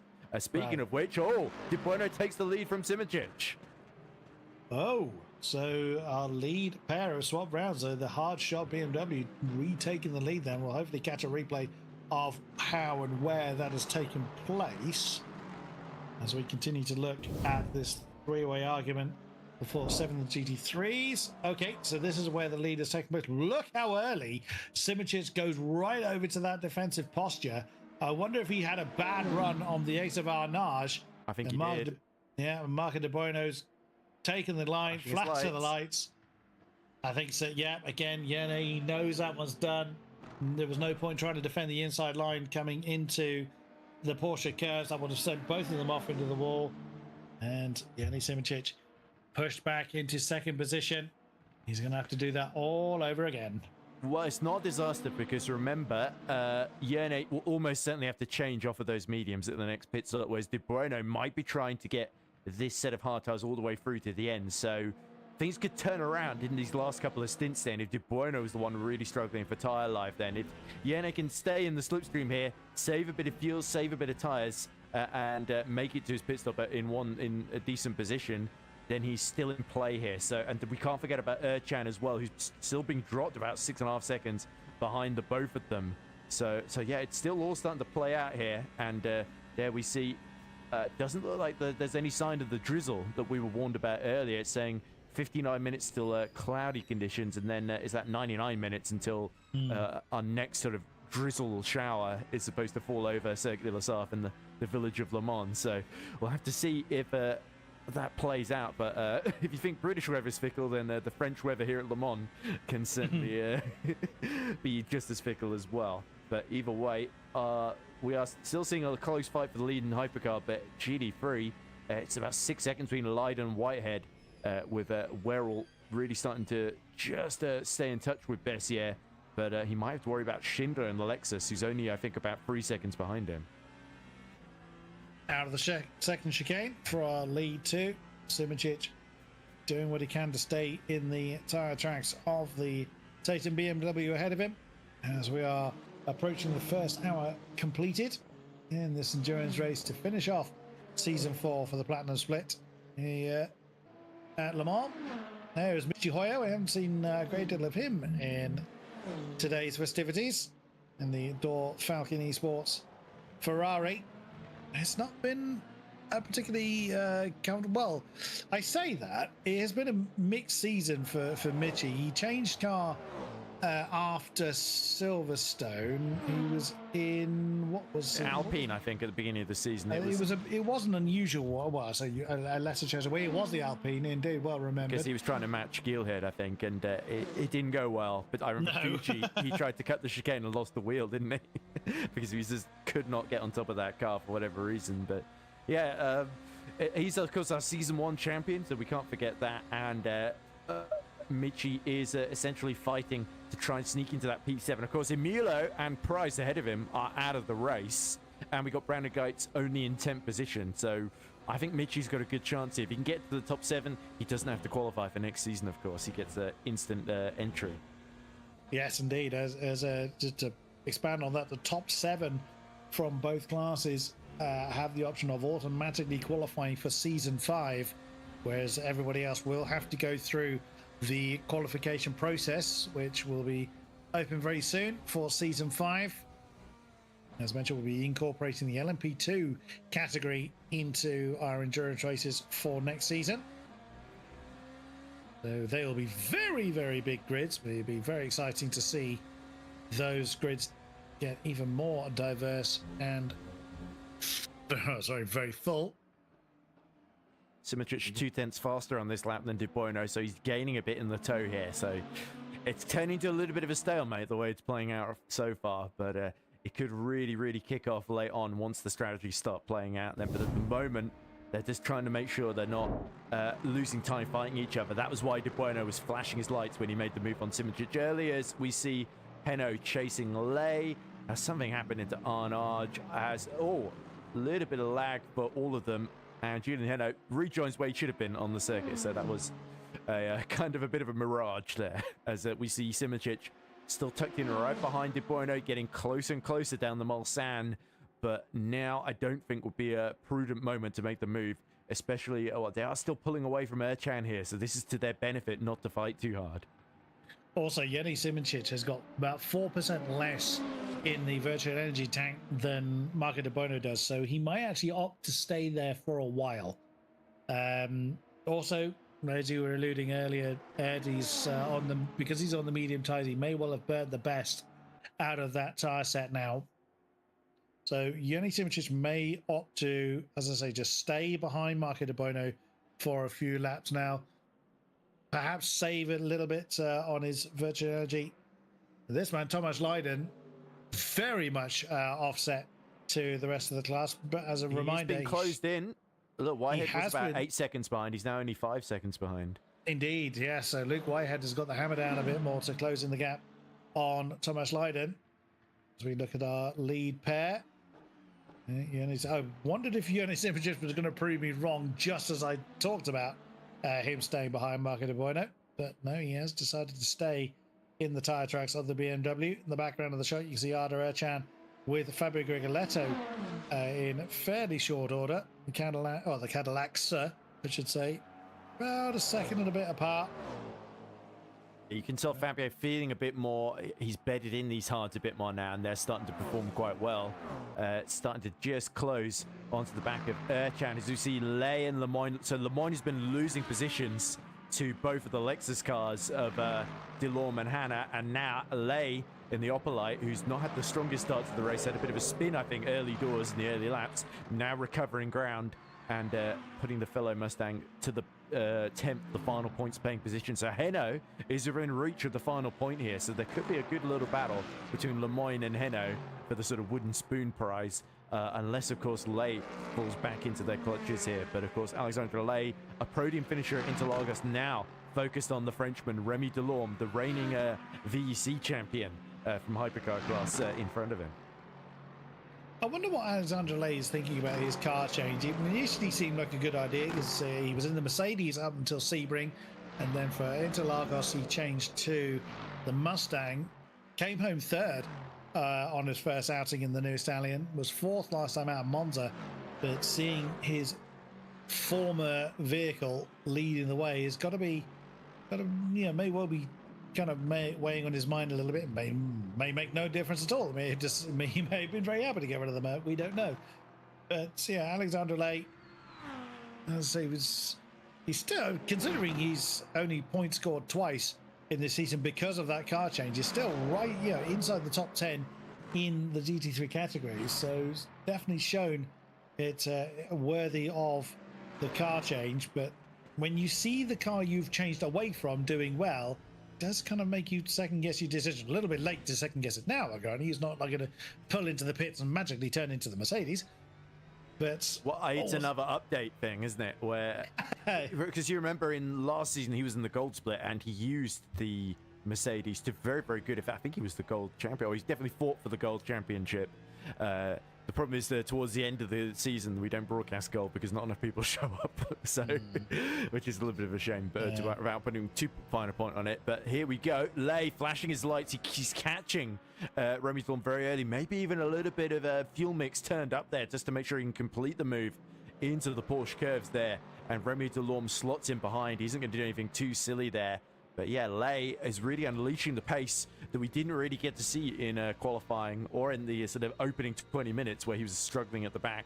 But he is now starting to sieve his way through the order. So that's really good news for the Frenchman then. He's another of our drivers trying to sneak into the top 7 in the championship. And Lay could very well do it if he keeps up this progress. Because if you look up the road, a couple of seconds ahead of Lay, 5 seconds ahead is Hanna. And then about 2 seconds out of Hanna is Alexis Herndt, who I think the curse of the Lamborghini at Le Mans may still be in effect despite his great qualifying. Herndt has just struggled to really stay with the top 5 in this one. I thought you were saying it was a game update for Alexandre Lay to be able to come in the Mustang and go out in the Mercedes. That would be... Not quite. That would be there'd be questions asked. Yes. Somewhat. But yeah, Alexandre Lay then. Yeah, again, that very much epitomizing the phrase "oh, what might have been," as it did not say. I don't know. I think he's done pretty well considering. Active aero is what Niclas Domino suggested. But it's quite the transform. I didn't realize Transformers were in the VMS rule set. But yeah, I guess Mustang in disguise, or Mercedes in disguise, I should say. Yeah. But anyway, Delorme doesn't look like he's done yet, but neither is Sven Gielhed, who has got Pisoni going up the inside of him with a very solid move. Just getting on the power coming out of Indianapolis. So Gielhed will try and go back around the outside into Arnaud. He tries to squeeze from the outside, but he's going to run out of road, just avoids the wall there. And Pisoni had to really hold on the inside there to complete that maneuver. But these two, they've really only got each other to fight. So at least they may as well put on a show. But yeah, that's really heartening to see Leonardo Pisoni, who's had his fair share of struggles this season and the last couple of years, putting on the moves. He's 20th in the championship, having changed cars mid-season to the Ferrari, and putting on a good show there against a race winner and a guy that's had a lot of success in sim racing, Sven Gielhed. Thomas Leiden still leads the way in the GT3s, but that lead has come down a little bit more since we last looked at him. There is his chaser, Luke Whitehead, who's had to really press on to close the gap down, but is that going to prove costly for Luke Whitehead in the end? We will have to see. He's got himself 6.3 seconds over the next chasing Ford of Marin Bessier. Lewis Werrell hasn't been able to answer the call of the number 4 since Marin Bessier took that podium position away from Lewis Werrell. Has he burnt the best out of those tyres? So that was your analysis of that one, Ed, and I think you may well be right on that. The Corvette may have kind of lost that grip advantage it had early on. At the end of the background, you can see Patrick Schindler, another one of the Door Falcon Esports entries. There he is. The thing about Whitehead, of course, he's got that virtual energy advantage, which is quite significant over Leiden, who's short-fueled, essentially. So I'm wondering, does Whitehead really need to pass Leiden on track here, or is this going to filter out when they do their final stops effectively? I guess we'll see. But I think Whitehead, with the pace that he's got at the moment, he might be able to challenge just before they come into the pits. So it's sort of a mirror image at the end of the first thing where Leiden got through. Bueno then, building up a little bit of gap from Jani Simicic. So that is not what Jani needs. If he is trying to fuel save, he does not want to be falling a second behind the race leader. So the Slovenian may need to close in a bit more on the Italian. Still an hour and a half to go. Still plenty of time for strategy to play out. Oh, hello. That's Alexis Heron and Alexander Hanna. You said earlier that the Lexus was closing in on the GT3 champion-elect. And that is exactly what he has managed to do. Well, Hanna had a pretty decent start to the season. Was very strong. The gold split in season 3 as well. At the moment, Hanna is P8. Had a podium at Paul Ricard, of course. But other than that, it's been fairly slim pickings for the Visceral Esports man in his Lexus. So to pick off the champion-elect again, there's a bit of a target on him, and it's one that Alexander Hanna intends to bullseye here. So yeah, the motto of Visceral Esports, funnily enough, used to be, I think it might still be, take the crown. So I think that's what Hanna has been instructed then by his team, as Hearn just continuing to really struggle with a Lamborghini. He looks a little bit ginger, like he's a little bit worried about running out of fuel and tires, or maybe just cannot get enough confidence to get the exit from these corners that he needs. So here is where Alexander Hanna is going to strike, Chris, and he's going to be slowly gaining in the slipstream of that Lamborghini Huracan. I'm not sure if he is a ginger. I don't know. I never met him. But, okay. But yeah, now is Alexander Hanna going to try and make the move on Alexis Heron on the Mulsanne. He'll want to do it after. Well, he'll want to do it after the second chicane, realistically, to try and prevent the counterattack from coming. And like you said, the body language of that Lamborghini is not as comfortable as the Lexus. It does look like it's just that little bit edgier into the braking zones. We also saw a move in the background while this was going on. Heno has got past Lemoyne into that final points paying position in GT3 in the top 10 then. So yeah, Lemoyne unfortunately falls to the back. So good move by Heno, who's not had a great deal to shout about. So we should celebrate Julian's move here while we can see the replay. So it should be fairly straightforward. Tucks out to the right hand side and gets through. And while we've been watching this, I think Hanna has picked off Hearn. We will see. And indeed, that is Niclas Lemoyne getting ahead. He's lost quite a few car lengths on his former playmate of Remy Delorme. So he's going to want to close back in on the Lexus ahead of him. Replay then of... It's the Hanna move. Hanna and Heron. Exactly as you said. Both same initials, of course. Yes, both AHs. And yeah, so that's on the way into the second chicane. I did think that the Lexus was going to bide his time and not try that on the first chicane. And I thought he would do it on the exit of the second chicane, but he did it on the way in instead. Oh, I've just spotted on the Virtual Energy amounts that Michi Hoyer also short-fueled. He's quite a bit under the amounts of the rest of the hypercars, basically doing the exact same that Thomas Lydon did. So the Dor Falcon Ferrari has got quite a bit less in his tank than the rest of the hypercar class. So he's tried to improve his position with strategy. That has left him very much in no man's land, unfortunately. As we look at the weather forecasts, it's the initial drizzle that we thought was going to be, I think it was due before now. I think the 84-minute one's the second. Is that the second lot that we were due, or was that the first lot that we were due? I forget when the first lot was due. I thought the first lot was due before now. Yeah, about 40 minutes ago. It said half an hour ago, I think, so if I remember correctly. But yeah, either way, if drizzle did fall, we are officially in overcast conditions, I guess. As we see, oh, here comes Gillison trying to get back past Paul Puod, and Puod very compliant into Indianapolis there. So this definitely feels like Gillison has been biding his time. Well, is this a bit of a charge back from Isaac Gillison? That's a long way to charge back from, if that is what he's. If that's his idea, if that's his plan, but we will see then what he chooses to do.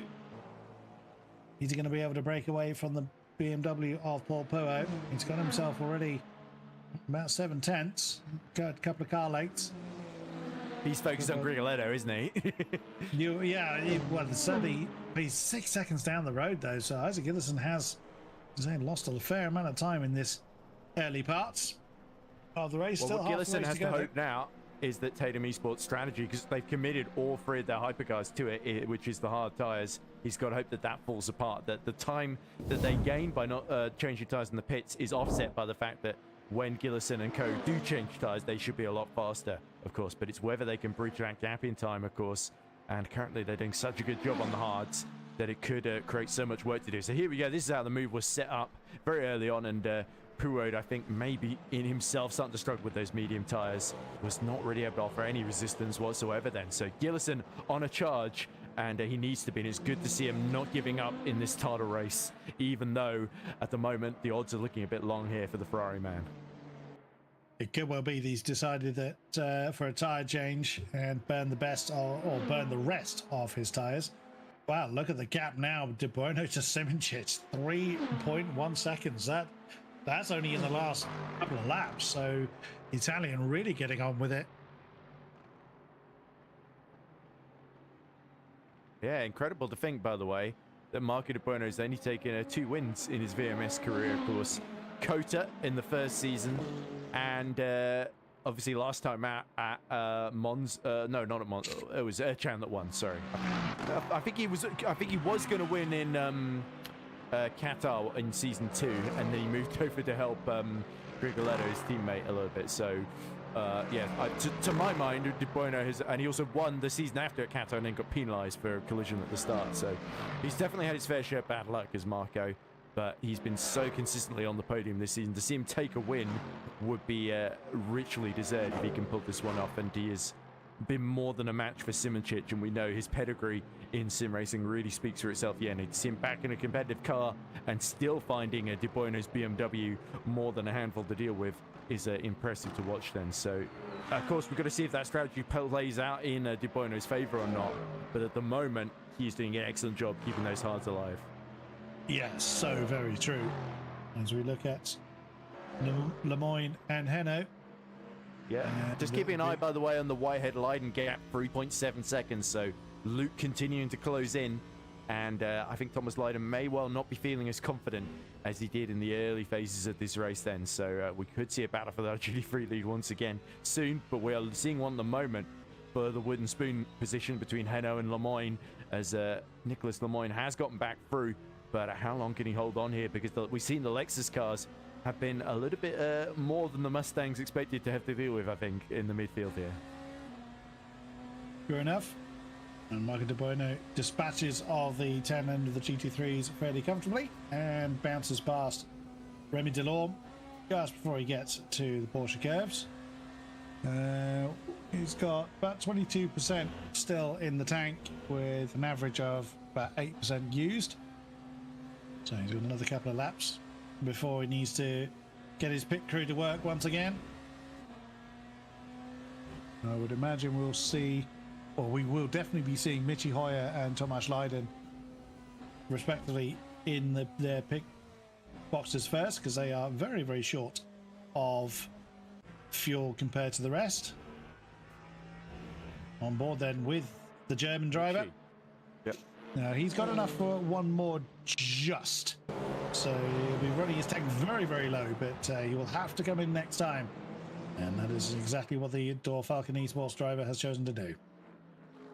Oh, we do also get some interesting comments in the chat. Pancake4525 says the VMS streams are always so entertaining to watch. So that is great to hear. We also have Very Common says the fastest lap thingy, to use a technical term, in the timings is a great addition. So of course, Very Common, our co-commentator in the Gold Split, and always great to hear from Sverry. Also very true. As we look at our GT3 leader, Tomasz Leiden, that lead has been slowly coming down between himself and Luke Whitehead. Oh, I've just missed this, by the way, from Niclas Domino. He's written in the chat, 55% chance of drizzle, he spelled drizzle wrong, but doesn't matter, at the end of the race. So, yeah, it is kind of 50-50 where we are going to see rain or not. I think it was a very low, like 33 or 20% chance of rain in the sort of middle phase of the race, which we sort of cleared now. But how much of a difference is that drizzle going to make? We will have to wait and see. As by then, certainly tyres will be tyres will be tired. I wasn't intending to make that particular pun, but there it is. I'd imagine the drivers are going to be... yeah, I started, so I may as well finish. And I would imagine the drivers are going to be pretty well worn by that stage as well. As we look at Paul Puo, just to work his way past Alexandre Lay. And behind Paul is Michi Hoyer, trying to close in on the rest of the field. Oh, a little bit deep off the second chicane for Paul Puo, but no particular harm there. Yeah, interesting. Look at Gillison's time, 3 minutes 26.5 last lap around, where Simic and Ercan are in the 3:28s and 3:27s respectively. So, yeah, Gillison has sort of picked this moment of the race to come alive and push on. And maybe he's taking a lot of risks here because he knows that he's got to sort of stay in contention here. Could well be. We're relying on possible strategy coming his way. We will have to see, though, as we look at Brandon Geitz. Very much on his own, the tail of the hypercar class. Our sole remaining Peugeot, as we lost Johannes Price earlier on. There's Tomasz Leiden in the Mercedes coming up to the Porsche curves once again. He's going to have to come in this time. He does not have enough in the tank to go around again. And this will be where we start to see the strategy differences really starting to play out. Ziani Simic. Oh, it's always uncomfortable when you're the faster class coming up to a slower one in the middle of the Corvette curves. There's always that kind of hold on and hope. But the Slovenian works his way past without worrying too much about it. There's Michi. He too is going to have to come in. He's running his tank so dry. There was Werrol. Yeah, I'm glad he noticed that there was a car, a Ferrari coming down on him. There goes Michi. And I am assuming Tomasz Leiden also came in. Looks like it. There he is. There he is. Yeah. So both of the Falcon Esports front runners, or both representatives of Falcon Esports, I should say, have come in. Let us see how that plays out for them. And there's Michi. You could argue that he had kind of nothing to lose by trying a contra strategy. It's interesting that two of the Falcon Esports entries decided to short fuel. Well, in the case of Leiden, it was he was doing that to sort of consolidate the lead that he had. Whereas, as you say, for Hoyer, he was rolling the dice because he didn't qualify especially well.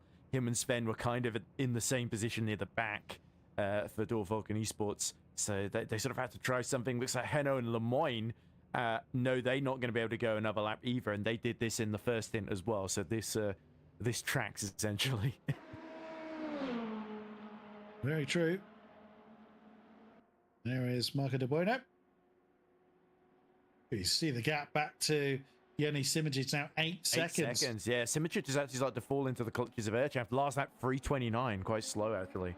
Yeah, that is considerably slower. That's 4 seconds slower than his best, 3:25, 4:62 for Yoni. There he is. Nadarachan. It's getting nearly 2 seconds on Yoni Simoncic's last lap alone.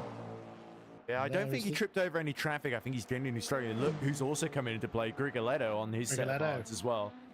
So yeah, the hards are still working well, and they've got to hope that the fresh mediums can come to the rescue here, Simoncic and Erchan. Yeah, that is exactly it. There's the weather forecast again. And of course, if it rains, that kind of plays, or if it rains a lot earlier than expected, that might come into play for Tatum Esports as well, because their hards, they sort of will have lost less time in the pits, and then they can sort of, they won't have lost any more time unnecessarily in terms of the tyre change, essentially. So it will mean that the gain the mediums runners would have hoped might be negated, but of course we haven't seen any sign of the rain yet, so could this be a couple of drips and then it passes over for the rest of the night? Yeah, that's always the unknown quantity. Is we know there's potential rain in the air, but how much, how early, and also how hard will it fall? It could be a decent flurry, but very short, or as we think it is going to be drizzle. But we have no idea if that's going to make any bit of difference whatsoever to the pecking order. I also want to just point out that Marco De Bueno, not only having started on the harder tyres, has also managed to keep the most amount of fuel in his car by a very small margin. But that just underlines, in my mind, how well Marco De Bueno has done in this race. He really feels like one with that BMW, doesn't he? As in he comes from the lead, and this time, well, the previous stint we saw, well, 4 of our leaders all tucked in together, didn't we? And this time they're all much more spread out then. And could this well be a race to finish second behind Marco De Bueno if we expect Tatum are going to stick to their strategy and not change tyres here? That was a big slide we saw in the background of the shot there from Isaac Gillison. He was somewhat in a hurry to get into his pit box, it would look like. But taking all the risks any which way you can. So obviously everybody but Mitchie Hoyer will be coming in from the Hypercar contingent, along with Luke Whitehead has come in as well. So our GT3 leader was Thomas Lydon. Of course, Thomas Lydon came in earlier because he short fueled in his previous stint. It looks like he's not filled up fully again. There's, well, mind you, he's used a bit more because he's been out there, so he probably did fully fuel. There's lots of wheel spin going on as Yanni Simoncic couldn't quite beat Marco De Bueno, but I think it's fair to say there's no lead now for Marco De Bueno. They've switched strategies, look, because De Bono's on the mediums now, so yes, they both changed tyres and they're exactly as they were. So was that part of the reasoning for Marco to really push in that tail end of the last thing? He knew he had to change tyres, and now Yanni Simoncic immediately goes on the offense, banzais the inside of the Dunlop curve. And colder at least tyres for Marco De Bueno. Couldn't get the grip when he needed it. Now, is that the same? Is that going to be the same set of tyres for Yanni Simoncic? That's. Oh, I'm surprised if it is, but that would explain why he's. That's a bold call. It is a bold call, but you that would expect explain the guy on the hards to double stint, not one of the mediums. But that would explain why he's had so much more grip than Marco De Bueno on brand new tyres. We'll see. Somehow, but he's got nothing under those new tyres that he's put on there, but I doubt it. As there we go, there is Gillison, got out, still ahead of Paul Puot and under attack here. By the way, I've just been informed that dinner is ready, so while we wait for, I think, all the GT3s to finish being serviced, and Puod is about to make the move. I'm going to quickly nip off for dinner and come back in the next 10 minutes. But here comes Puod looking to the outside here. The BMW maybe doing what Jenny Simčić has done, not changing tyres. He's got the run, but Gillison will force him to go the long way round into the braking zone for first Bullsand chicane. Puod is pulled just slightly ahead. It's nip and tuck. Gillison cannot afford to lose position. Will he go late on the brakes? No, he can't. Puod is through. Oh, Puod is indeed through as you go take your pit stop then, Ed. And it's now as either Gillison going to immediately counterattack Paul Puo on the exit of that chicane. They're side by side again, and then you can see in the background of the shot that's Michi Hoyer. He is some 7 seconds back from these pair, and Gillison could not draw back alongside Paul Puo before getting into the second chicane. The BMW remains ahead for now. That's fifth position still in the hands of the number 29. Oh, bit of a wiggle for Paul Puo on the exit of that second chicane, but he does manage to keep Isaac Gillison at bay for now as we head towards, because we're well over halfway now. The strategy's starting to play out, but it also means that people are going to start to really push more. We look at our former GT3 leader Thomas Leiden, now down into 7th position. But Luke Wyatt's still behind him. Of course, with the difference in strategy,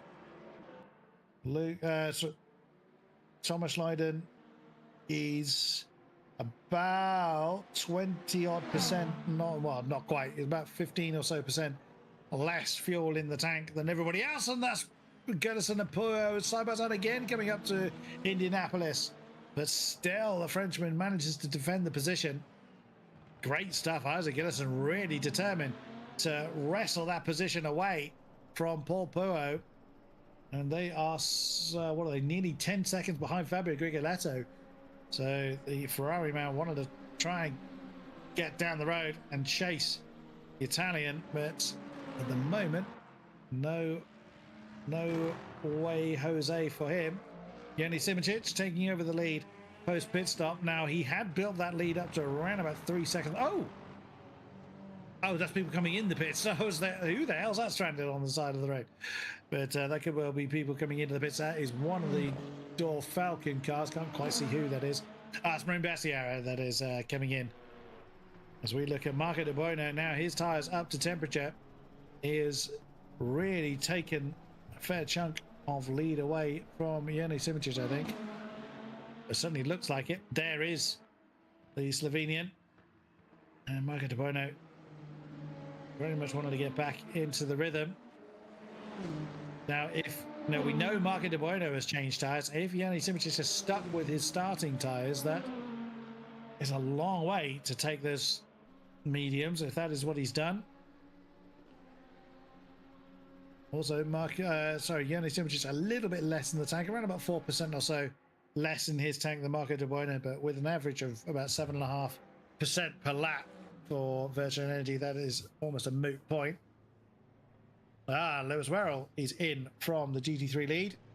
He's pitted out of sequence to the rest, and he's short fuel, I think. He has short fuel. He did not fill up the tank. Oh, he's going to be coming out right next to Thomas Leiden. The Mercedes has got the momentum though. And Thomas Leiden retakes the GT3 lead. So now that all the pit stops have taken place, bear in mind Luke Whitehead was closing in on Thomas Leiden. Now Thomas Leiden, remember, still is out of step to the rest of the class, but Lewis Werrell, having short fueled, has now put himself from, I think it was 4th pre-pit stop up into 2nd place. That is not what Luke Whitehead will want to have seen. Post pit stop. That is Simčić now with a much diminished lead to Marco De Buono. This is kind of feeding my thought that Jenny Simčić did not change tyres, with Marco De Buono really closing in a hell of a rate of knots on Jenny Simčić. In the course of this lap alone, the BMW much closer to the Ferrari. 12, nearly 13 seconds ahead of Arda Ercan. Bearing in mind that before the first round of pit stops, Arda Ercan was in that group of 4 with Simic, Domino, and Grigoletto, I think? No. I've forgotten who the fourth one was. Ed will be able to correct me on that one. But looking back then, looking back from Simic, that looks like a pretty relentless march for the BMW. And I think Jenny Simic will be well aware. Oh, it was Yamalo. Yes, thank you, production. That's why I couldn't remember who it was, because I was looking at the top four, trying to remember, because Daria has retired from the race, having had that very spectacular moment on the entrance of the Porsche curves a few laps ago. Jenny Simic. Now, is he going to try and defend from Marco De Bono, or is he going to have to concede the position? Looking at pace difference, it would be difficult to see how Yone is going to be able to defend that. Pretty much a second difference on the nose. Marco De Bono, of course, quicker than Yone on that last lap. And working their way through the Dunlop curves once again. And Marco De Bono will already be thinking about how he's going to make the move. And or Yoni Simic will be thinking about how to defend it. We are fast approaching the final hour. Oh, the Lexuses are back together. It's Julian Heno and Remy Delorme are arguing for their bit of French real estate again. And Remy Delorme back ahead of Julian Heno. They had to give up on that fight for a while, and they have reunited. And behind them is the Lamborghini of Alexis Herz. Not where you would expect to see the GT3 class leader. Well, Luke Whitehead will be enjoying that, but again, as long as Alexis Herz was in a points-paying position, then he should be fine with it, but he would still prefer to be further up the field. And here comes Marco De Bono on the back of Jenny Simic. Huge speed difference for the Italian, and gets the move done before the braking zone of the second chicane. And I do not think Jenny Simic is going to have any answer to that. Oh, that is Luke Whitehead on the back of Werrell. Wow, Luke Whitehead on a real charge in the Mustang. Gets the inside line on the Corvette. Lewis Werrell doesn't even attempt to defend that one. That short fuel, possible no change of tyres as well for the Corvette.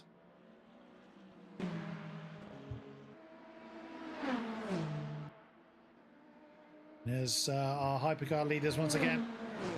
Simic still in the tyre tracks of the Italian, but judging by the pace difference we've seen, I think Yone may well struggle to maintain that gap between himself and Marco De Bono. I'll have to see though. He could well just be taking it easy on his tyres if he has changed them, but considering how quickly he got past Marco De Bono post pit stop, I'd be surprised if he has changed. Oh, it's Paul Puo and Isaac Ellison are back at it again.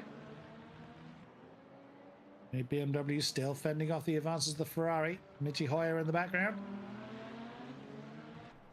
The battle for fifth position still raging on in our hypercar contingent.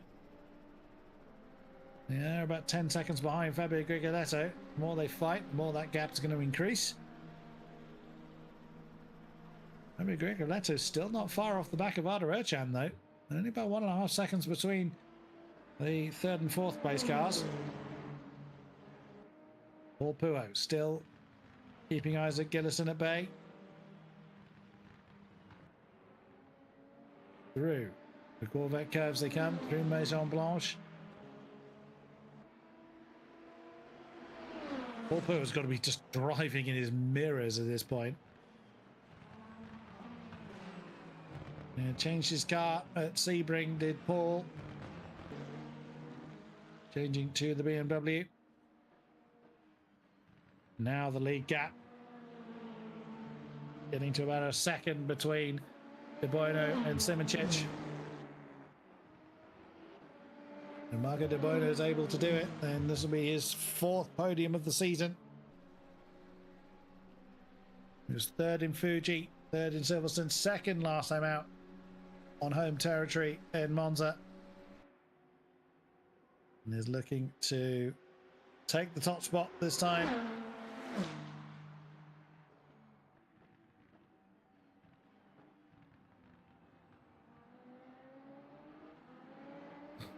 Oh, that's a good point, actually. Niclas Domino brings up.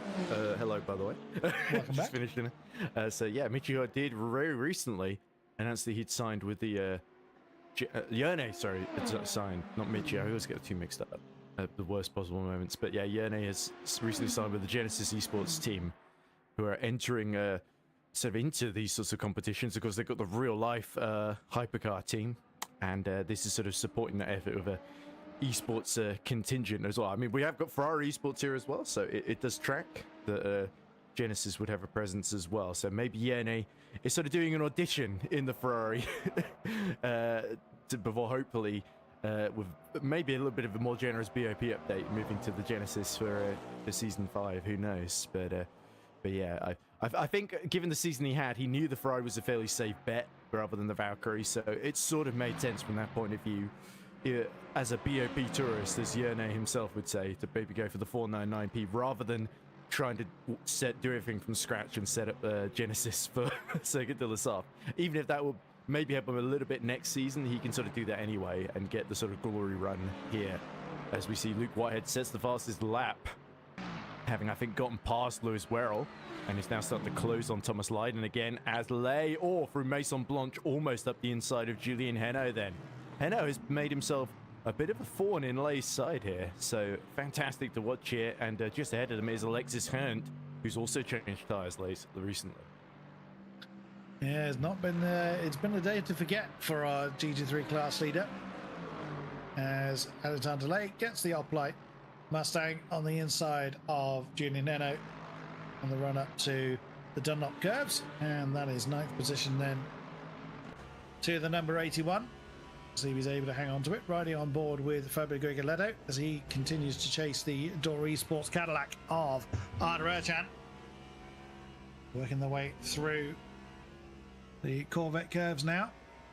So this is a battle that's been brewing for 3rd position. Slowly but surely, Grigoletto has been chipping away at that gap between himself and Arda Erchan. It looks like he's going to be upon him in the next few laps.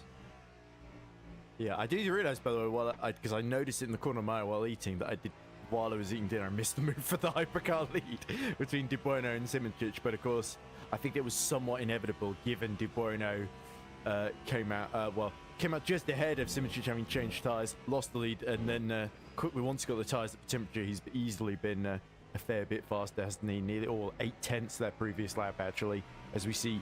Oh, an update, 57 minutes until the rain. Well, if that's true, then it's going to rain about 3 minutes left, so everybody will be halfway through the final lap when the rain starts. So it's sort of exactly what we saw at Spa earlier in the Platinum Sport, another endurance round earlier this season. So feels a little bit like anybody who was banking on rain is being severely taunted at the moment, as Grigoletto really seems like he wants to seal this title by finishing on the podium. And of course, if he finishes in the top 3, then it doesn't matter. Even if Gillison has a miraculous recovery and wins, Grigoletto would still have enough points to take the title with P3 then. So yeah, Erchan, he's got every incentive to stop him, both in the Cadillacs, of course, so it should be a straight fight here. And Grigoletto very keen to show what he's made of and teach Erchan a lesson. Mm-hmm.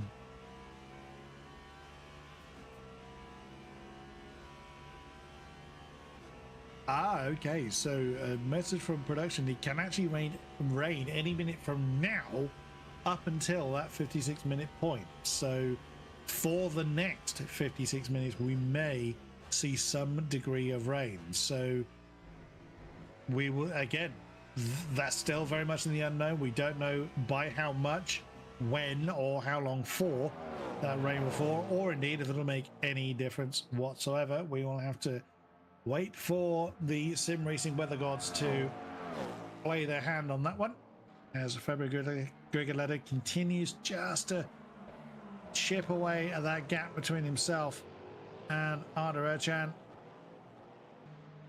But with such a small pace gap difference between the pair, that could well be quite a fascinating fight for the last podium spot.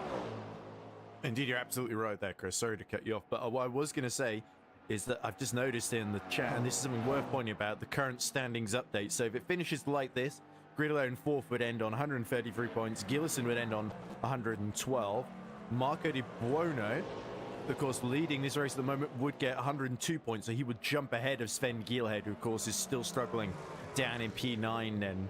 So, yeah, certainly, then I think Erchan would be the next driver along in 4th at the moment. So, yeah, certainly Erchan at the moment not in quite enough to beat Marco Di Buono, who he did beat, of course, in the last round at Monza. But here, Marco Di Buono has more than got his own back on the Turkish driver, and it looks like Marco's teammate Fabio Grigoletto is going to spread the pain for Dorfalken Esports. Erchan has been really the sole bright spot, while his two teammates have struggled to make their strategies work. Erchan has been the only one to make progress here, and now the similar Cadillac of Grigoletto has got the pace, has got the confidence as well, having switched after a very long stint on those double stint on those hard tires, has now got the confidence to really push forward here. So Erchan may have to get defensive then to hold on to this podium, and he may well do so. Grigoletto, with the title not yet sewn up, has got a little bit more to lose here. He doesn't want to open the door for Gillison by retiring in a risky collision with Erchan. No, absolutely true. Although Gillison will need to climb, or really could do with climbing the ladder a little bit higher than he has been, but as he's fallen away from Paul Puo, we saw the pair of them dueling quite a bit earlier on in the race, but sadly Isaac Gillison has fallen a little bit further away from the Frenchman, as we see Alexander Lay and Julian Heno swap rounds. That's going to be on the run towards... I was going to say, didn't we see this live? This looks very familiar. Well, they must have swapped back again, because, yeah, we did see Alexander Lay get past Julian Heno, but he wasn't there, so... Okay, it was a rerun. All right. Yeah. A real life rerun. Yeah, absolutely true. And lights flashing. Erchan really warning off Grigoletto. No, he's letting through. Okay. No, he's letting through. It was Arda that was flashing the lights, and I think Arda Erchan's conceded that less virtual energy. 53 to 57%. Yeah. Well, yes, but on an 8% per lap basis, that's not a lot of difference. But I think Arda Erchan's conceded he doesn't have the pace to keep Grigoletto behind him, so has opted just to let him through rather than try and fight him, which to me is a bit of a shame. I would have loved to have seen Arda really put up a fight for that, but if with a bit less left of the race, perhaps he could have put up a fight, but we still have 55 and a bit minutes to go. Well, the other way of looking at it is maybe he thinks Grigoletto's got the pace to catch Simoncic, because he's been about 6/10 per lap faster. So if he hangs on Grigoletto's coattails, he might have a chance to get back on the podium and steal it off Yerne if Fabio can get through quickly and make it Tatum Esports 1-2. The other good news for Tatum Esports, Luke White has been gaining over a second a lap, I think, just over a second lap over Thomas Lydon every lap now, and he's got the gap to just 1.5 seconds as here comes Lay looking to demote Alexis Herent, our champion to be yet another place. It's not been the triumphant crowning I think Alexis Herent would have been hoping for, but he knows he just has to get to the end cleanly in order to seal it, doesn't he? Doesn't want to get disqualified, doesn't want to have points taken away from him retroactively, which would be incredibly harsh given the brilliant season he's had up to this point. So he can drop this round, he can just have some fun out there, even if he's not as quick as he would like to be then. And Lay, for his part, wants to pull another giant killing feat and follow Delorme through here. And why not? Throw, not quite caution to the wind, but everything you've got into the race as we look back from the Lamborghini, or briefly, is now on board with the Oplite Mustang. He's got his eye on Remy Delorme as well. Yeah, I think we are actually seeing conditions officially change to cloudy and drizzle is what I'm seeing at the moment. Well, overcast, and it's saying 51 minute, in this 51 minute period we're going to see the odd spot, and certainly a lot of dust on the windscreen as we see Lay moving around through Maison Blanche all over the back of Alexis Herent. You can see the race evolution, it says, on the rear wing then, and certainly this could be a big day for Herent regardless of how this battle turns out here. But Lay is definitely making his presence a bit much for Alexis Herndt to deal with, although Herndt gets a good exit from the final chicane and holds the Mustang off for another lap. But another Mustang on the charge is Whitehead, who is now almost within a second of Leiden as we cut back to Pisoni, who's been caught by Gilhead. So Gilhead, on a fresh set of tyres, seems a lot more confident in the Alpine and has got his caught right back up to Pisoni. That he has. That was battle for 8th place in the Hypercar class. How far behind Mitchie are they? Some distance, I think it is. We'll wait for the tower to update to tell us. There it is. 11 seconds. This pair is behind Mitchie Hoyer. So the German, again, trying the counter strategy as mentioned. It's gone up a little bit, but not as much as he potentially would have liked. It's kept him out of this battle at least, so yeah, true enough. True enough. As Ben Gilhead, you have to think about how he's going to make the move on the Ferrari ahead of him. Again, he wants to try and do it the most straightforward way, as we've seen repeatedly, is under slipstream conditions through towards the second chicane, and Gilhead's about in the right position to do that. Rain doesn't seem to be making an awful lot of difference yet, but as mentioned, well, that could well change within the next 50 or so minutes. Now Sven Gilhead wants to get his foot down if he's going to try and make the move now, or he's just going to bide his time and stay there until after the pit stops. And doesn't look like Sven Gilhead's trying to press to close in as they work their way past. I think was that Lemoyne that they just was Lemoyne, past? yeah. So that means Henno can't be far up the road either. Indeed. So this might force a change in the order anyway. Through they go. And there they went. So the camera just into the road. Oh, and that's Herent letting Alexander Lay through again. Flash of the lights from the Lamborghini. Yeah, looking to the outside as well. Yeah. Pisoni in the background. Let's see if he can pull that one off. Or to the outside at Mulsanne corner. Pisoni defends the inside. But I tell you what, Pisoni has really driven well, and he's matched Gearhead blow for blow so far in this race. So Sven is not having things his own way, and obviously we would have loved to see Sven keep his very, very faint title hopes alive, but nonetheless, he's putting a fantastic scrap as they're going to go either side, both the same side of Alexis Herndt then as they thread their way through the duty-free. Pisoni flashing the lights to let Delorme know he's there. Delorme just gets out of the racing line and rejoins it as the Hypercars breeze through, but Gilhead all now stuck on the outside as they come towards Arnage here, and the Alpine will have to have his wits about him. We've seen Gilhead try this move before and it didn't work out, but he's kept his foot in. So he may be setting up the exit for the Porsche curves here, Chris. Wow, this is very much a statement of intent. I did wonder whether Sven was going to stay there, but he's now pushing as hard as he can. Leonardo Pisoni just parking his car in the right place, as he has done again on the entrance to the Porsche curve. Sven Gilhead knows he can't do anything on the outside line into the Porsche curves and has to remain where he is. But that is a big statement of intent from Sven. He wants to try and push to gain up into that 8th position. He's not content to just stay there now. And that's really given Leonardo Pisoni something to think about. Leonardo, you shall not pass only. Leonardo, defend only, maybe. But yeah, there we go. There's Thomas Leiden. Flash of the lights there from between the now. Yeah, a flash of the lights between the Door Falcon Esports pair as Luke Whitehead has closed right in on the Mercedes. So that has been coming for quite a while now. And Luke Whitehead with the fastest lap of the GT3 contingent. And it would indicate that Thomas Leiden doesn't potentially have an answer to this, but yeah, he may well have just been keeping something in reserve. We're about to find out. Yeah, Whitehead wasn't gaining as much on that previous lap, only half a second rather than the usual 9/10 to a second. As Gilhead yet to give up on finding a way through on Pisoni here. So Falcondor Esports will definitely be cheering Sven on here. He pulls to the right-hand side. Pisoni, there's a wheel alongside here, and there is Bessier. I think they're both going to lap here, so Sven might be able to use the GT3 in his favor. It blocks Pisoni. They're going to run out of room there. Neither of them get through in time before the chicane. and Sven Giel has just about completed the move there, but only by the skin of his teeth, and Pisoni is still right with him. Now, Marin Bestia did not do anything wrong there. He wasn't changing line wildly. He was just minding his own business. He's, you know, he doesn't have to jump off the track. He's indeed discouraged from doing things like that. He just has to hold his line, and that's Pisoni. Oh, bit of a nudge to the side then.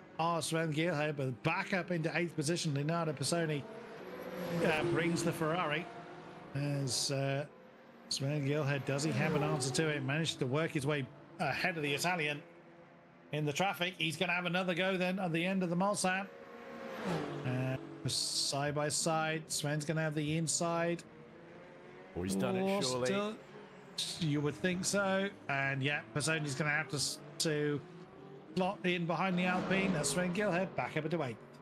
And meanwhile, Luke White less than 2/10 now as they go down the Corbs to Golf behind Thomas Lydon. Then can Lydon hold on to the lead? Luke Whitehead desperate then to end the season on 4 wins, and if he can't win the GT3 title, be as strong in 2nd position as he can. It's still side by side. Pisoni gets a good exit to the outside, but not quite the overlap he needs into Indianapolis, and they arrive just behind Lewis Werrell, who might split the pair here as to the outside goes Gielhed. Pisoni will have to wait his turn and locks up 2 for good measure, so Gielhed escapes. Yeah, that's exactly what Pisoni was trying to avoid. But yeah, again, I think he second-guessed himself as to which way around Lewis Werrell he was going to go. As we now look at the GT3 lead, Thomas Lydon's not just rolling over and letting Luke Whitehead go. In fairness, he is putting that Mercedes in the right positions to defend that position, and why wouldn't he? He's the GT3 lead. He may well be on a different strategy, and in the next couple of laps he's going to have to come back into the pits as we see the hypercar battle we've just been enjoying between Sven Gielhed and Leonardo Pisoni work his way past the GT3 leaders. Oh, that looked close from that camera angle between Thomas Lydon and Leonardo Pisoni, but no harm, no foul between the pair of them. Now Luke Whitehead has got time to just sit there and push to try and force the mistake. He doesn't have to banzai his way through. He doesn't have to do anything silly. They've got, what have they got? About 6 and a bit seconds between themselves and Lewis Werrell in 3rd. So Luke Whitehead's not under pressure as far as trying to defend from anybody. So he can bide his time, but you know, racing drivers are racing driver. They want to get the move done and dusted. Or he'll just have to sit there and wait for Thomas Lydon to come in the pits of his own accord. Well, the problem is, of course, they're both really quick in a straight line, these 2 cars, the Mercedes and the Mustang. So it's really going to be about the exit here from Tetra Rouge, whether Luke Whitehead, who we've seen excel so much, this is the race he really, really wants to win this season. And he's got an excellent chance here. But Thomas Lydon, of course, with something to prove after a bit of a up and down tricky season for him. He wants to get his first win as a Dual Falcon esports driver. Oh, no, did he win in Fuji season? He's won before once, but it was a while ago in Fuji season 2, if I'm not mistaken, where he actually beat Luke Whitehead, funnily enough. But I think that might have been just before or just after he joined Dual Falcon esports. Anyway, I forget the timeline. But either way, this would be the biggest win. It's a race that slipped through Lydon's fingers a couple of seasons ago when he was leading in his battle against Patrick Schindler. And this is opportunity to put it right. But 45 minutes to go. Surely he can only hold on for so long. It's Luke Whitehead on these fresher tyres here. Your memory serves you well. Thomas Lydon did indeed win Fuji last season. So I couldn't tell you whether that was... I couldn't tell you if that was coinciding with the team change. But here comes Whitehead then. Inside line coming down towards the 2nd chicane. And I think Lydon will know it and have to concede. Again, he knows he's on a contra strategy to Whitehead, or indeed the entire class. Oops! Brandon Geitz flirts with the grass on the exit of the 2nd chicane in our sole remaining Peugeot of the race. Now, I would imagine Lydon is not going to try and banzai the inside of the corner. Surely he knows that Whitehead's got the pace advantage, and certainly the pit stop element is another thing you'll have to bear in mind. So we see a replay of this is Schindler versus Hannah. So Patrick Schindler coming up into 5th position. Pair of Lexuses Schindler, like Whitehead, changed tyres, I believe, at the stop, which is why he's having to re-overtake Alexander Hanna here. And yeah, Hanna leaves just enough room. Oh, very low to the front, of course. Plenty of sparks thrown up there with the massive rake as we see Leiden still trying to slipstream Whitehead. But I think at the moment, very late in the brakes, Leiden just avoids clattering into the back of him at Indianapolis there. And that could have been disastrous for both of them. They nearly handed Lewis World victory there, 43 minutes to go. Well, that would be a dramatic, dramatic development as Fabio Grigoletto from third now in the hypercar class takes the fastest lap. Has he got time to close in on the top two?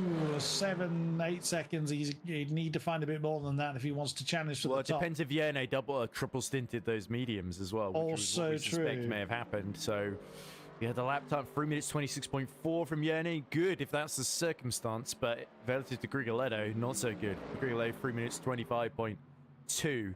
So yeah, nearly that's 8/10 a lap quicker then at the moment. So you should catch the further we get into this, and Erchan 3.7 seconds behind. He's not really been able to stick with Grigoletto. So yeah, at the moment it is really turning into a fight for second at the moment between Simoncic and Grigoletto, who has come alive in this last half hour or so.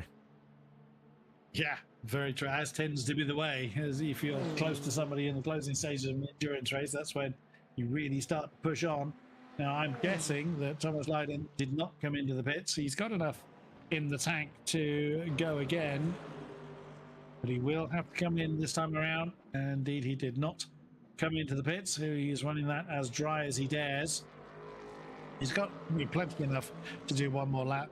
9.4%, I think.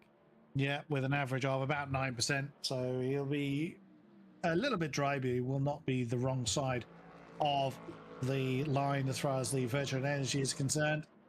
But look at the gap already, over a second between the Mustang and the Merc. Yeah, it definitely feels like Leiden is finding a little bit of a losing battle. Of course, pitting early, the one advantage is he may get a bit of an undercut. And if he indeed is on old tyres, now might be the moment to change them, unless he's sort of committed to this strategy at this point. But yeah, I think with the gap that he's got, Earl and Bessie, I think in a similar position, he may have to sort of change tyres here and just hope he's able to at least maybe catch Whitehead before the end. He can but try. He certainly can but try. Of course, his pit stop going to be noticeably longer than the rest at this stage of the race. Staying in the slipstream as best he can, but still going to fall a little bit off the back of Luke Whitehead at the moment. As we switch to, oh, well, what a surprise!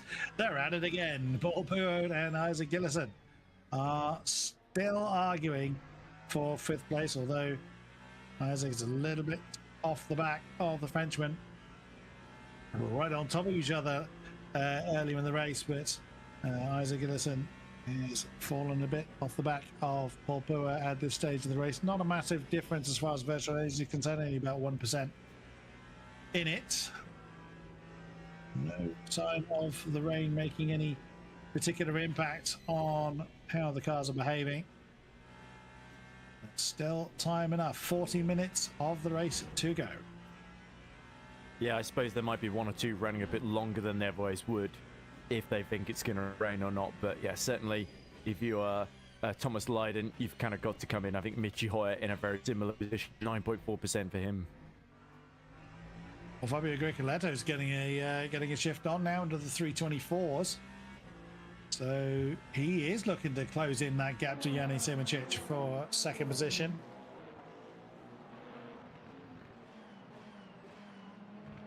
Yeah, it could be interesting if Vienna can't respond to this. Yeah, that is going to be the question. He certainly hasn't had an answer to Marco De Buono since the Italian took the lead back again in the BMW.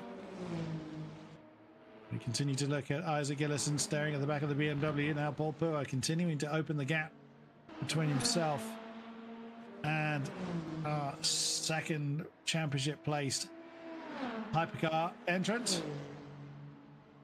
Now Isaac Gillison, I think he may well have to concede at this point that he doesn't have the pace on Paul Puot, but one pit stop still to go. And it still could change around. Time is slowly ebbing away for the likes of Gillison to do anything to improve their position. Yeah, it's almost a shame when you think back to the momentum that Gillison had after Sebring and Interlagos, where he won on the road, of course, before getting the 5-second penalty, handing the win to Geelhead afterwards for the contact with Price at turn 1. And then Monza didn't go to plan, getting sort of compromised with the collision with De Buono, where he maybe would have been better served backing out. And there, in the end, not qualifying as well as he'd hoped here, struggling to really make ground. And yeah, now fighting with Paul Pouet when he really would have wanted to be fighting for those podium spots as in comes Leiden. That was inevitable, and now he's got to make this strategy work as through goes Werrell, and I think Bessier now going through as well. Yeah, so there is the stop that we were waiting for Thomas Leiden. We'll drop him towards the tail end of the GT3 field as we look at Michi Hoyer. He is been on his own for quite a while. Well, you would believe he's the only one out on track at all from that camera shot. That's no one to play with for the German. Another one of the Door Falcon entries. Not been his day. We cut back to Isaac Gillison, still trying to keep pace with the BMW as Isaac just dips a wheel slightly onto the dust on the exit of Indianapolis. Now the rest of the Hypercar contingent are going to have to think about their pit stops fairly soon. Michi Hoyer is actually going to have to come in next, as he's only got 2% left in the tank. As we look at Thomas Leiden now in 9th. Up there's Hedo and Lemoyne. The Ford now getting underway. Marco De Buono takes the fastest lap back. Still life in the hard tires yet. Yeah, sorry, Chris. My connection keeps dropping out intermittently, but you're right. Marco just set the fastest lap there. So, yeah, I'm trying my best here, sort of even literally like turning off the stream. But if that's what's causing the problem, it might be everybody in my family trying to use the internet at the same time. I don't know. But in comes Hoyer. Indeed, Michi Hoyer, as mentioned, he had quite a bit less in the tank than everybody else. Most of the cars, most of the hypercars can do another lap. Some Arda Erchan, I think, is going to have to come in next time around. Joni Simic is definitely going to have to come in next time around, but the rest could potentially do another one. Somewhat depends on what the tank is looking like when they get back around to the start-finish line. As we look at our race leader, Marco De Buono now leads. Look at that, mate. Nearly 8 seconds from Joni Simic. He's absolutely flying, is Marco De Buono. Fastest lap last time around, so the car is, as mentioned, pretty late. He's actually got some of the...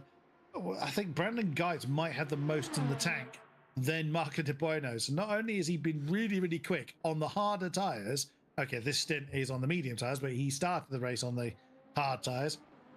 He's led most of it. And, yeah, absolutely astonishing performance. Out comes Michi Hoyer at the back of the Hypercar Class 4 now. That is Fabio Grigoletto, who again has been absolutely flying. Let's see if he's able to continue to close in on Joni Simic. Arda Erchan in 4th position in the Cadillac, or in the fellow Cadillac.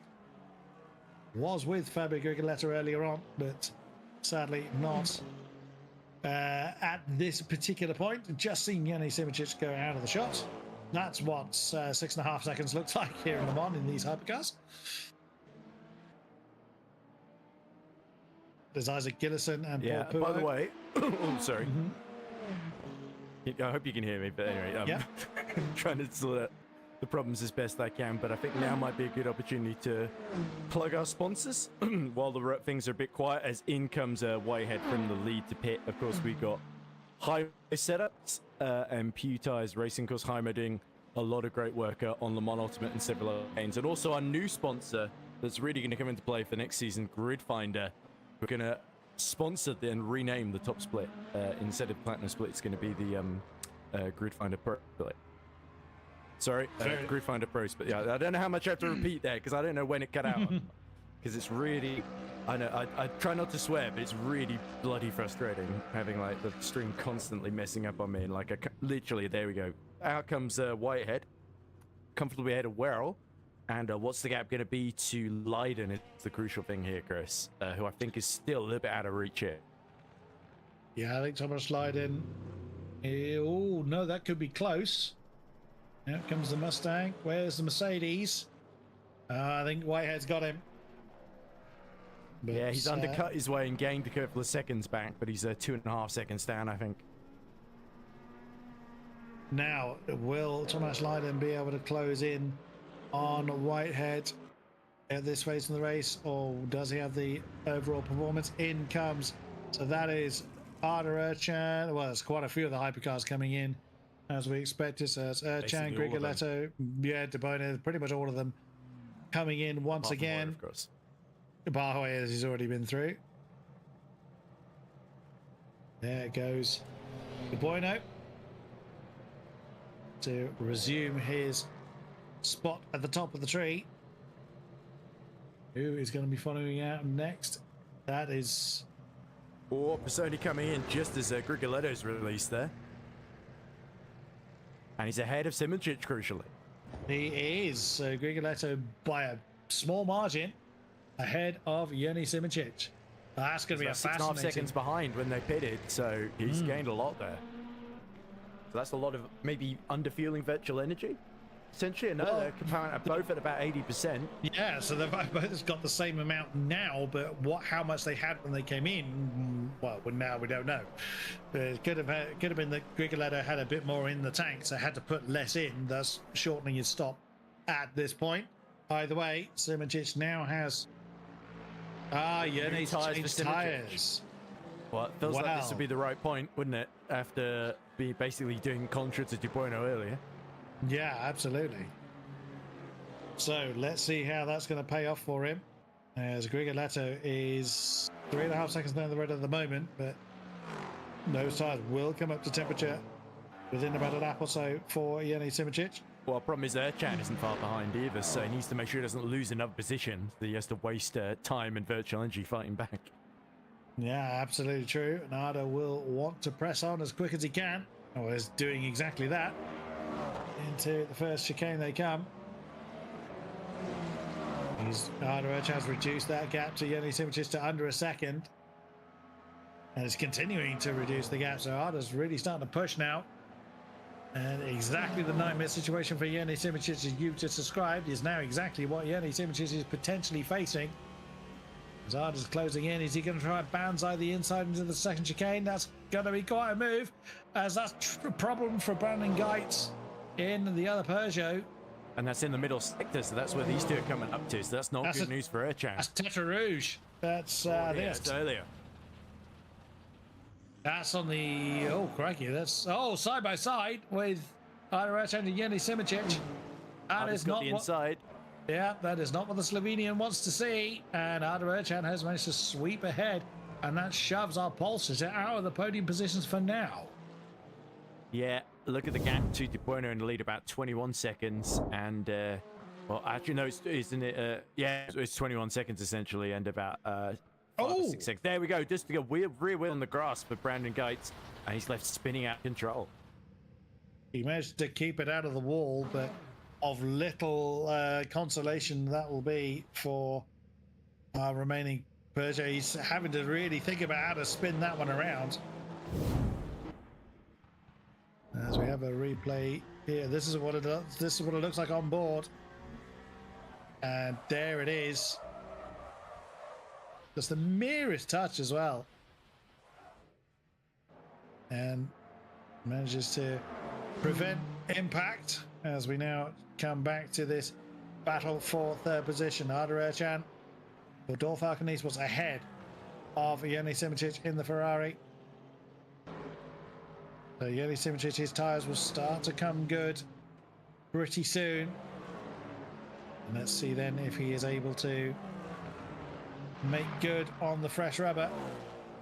as they catch the back of, I think that's Lemoyne, as Alexis Hearn is in the pits in the GT3s. Only the top 4 from the GT3s have yet to see the pit lane. Bessier, Schindler, Hanna and Lay. Hearn was able to go 1 lap longer than Whitehead and company, but Bessier, Schindler, Hanna, Lay rolling the dice here and maybe at risk of running out if they're not careful. It will certainly be close for them, as that's put Alexis Hearn potentially into 4th then, if that is the case, in the GT3s. So bear in mind he was sort of right down in 8th or 9th earlier on in the race. That's brought him right back into points contention. Oh, that's close for Yanni Simoncic. That's Remy Delorme that they just worked their way past. Now Simoncic getting a bit more performance out of his tyres, going to give Ada a chance, something more to think about. 20 minutes left. Sorry, 28 minutes left on the clock. The checker flag getting ever closer. This will be the time when people are going to really start to push. That's Fabio Grigoletto not that far ahead of the pair of them. So if Simoncic has got a tyre advantage, that is the exact position he is eyeing up with Marco De Bono and 18, nearly 19 seconds down the road.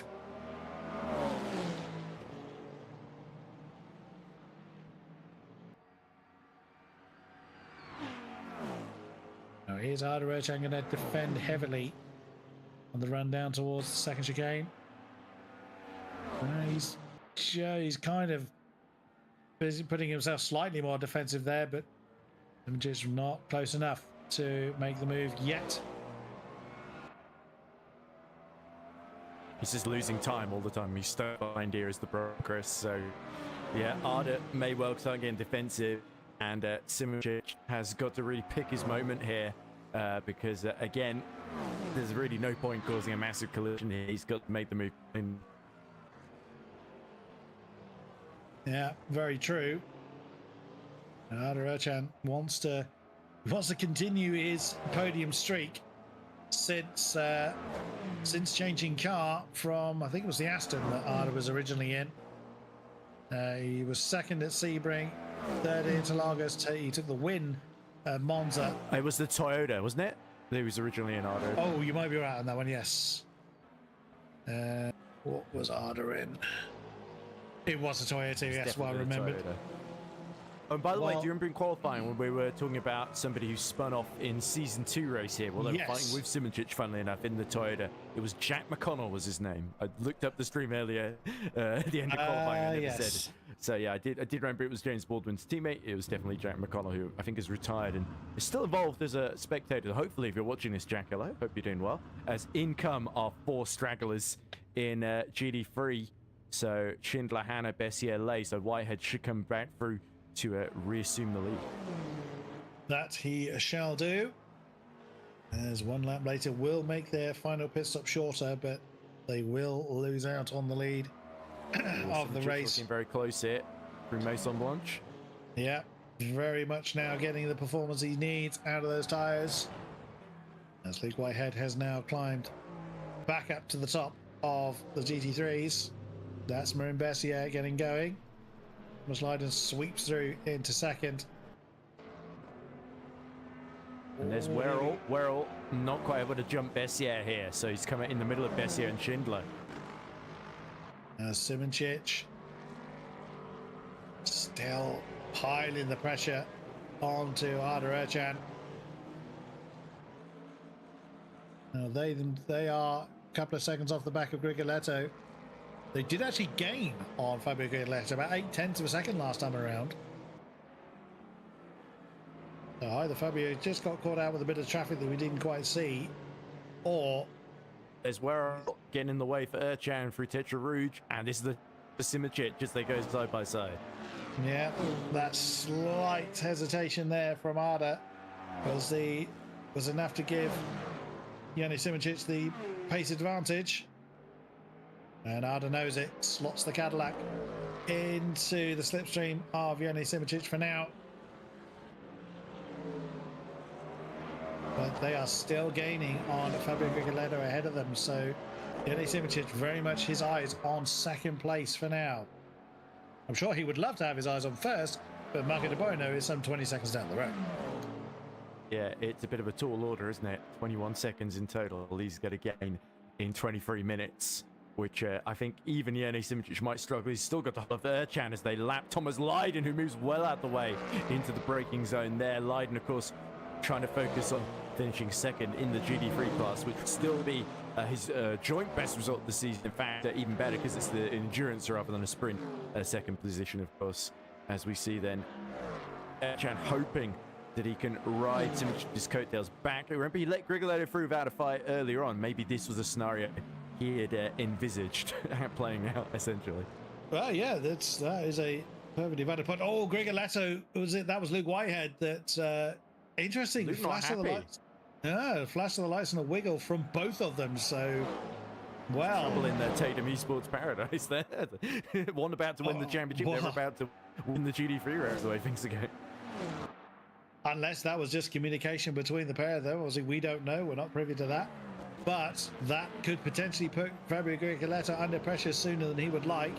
It did look like Jene Simic had the pace to close in on Jene Simic anyway. But that is potentially going to put the Cadillac, or the Tatum Esports Cadillac, under pressure from the Slovenian. 22.5 minutes to go. And a battle for second. A three-way battle for second is brewing. You see, I don't know if you just said that Jene was closing on himself there, or if that was my connection messing up. So I'm going to let you off. I could well have said that. Let's be honest. It could well have been me. You can sort of say whatever you want, and I'll forgive you at this point, and assume it's my connection that's making you sound bizarre. But I assume it just goes both ways, right?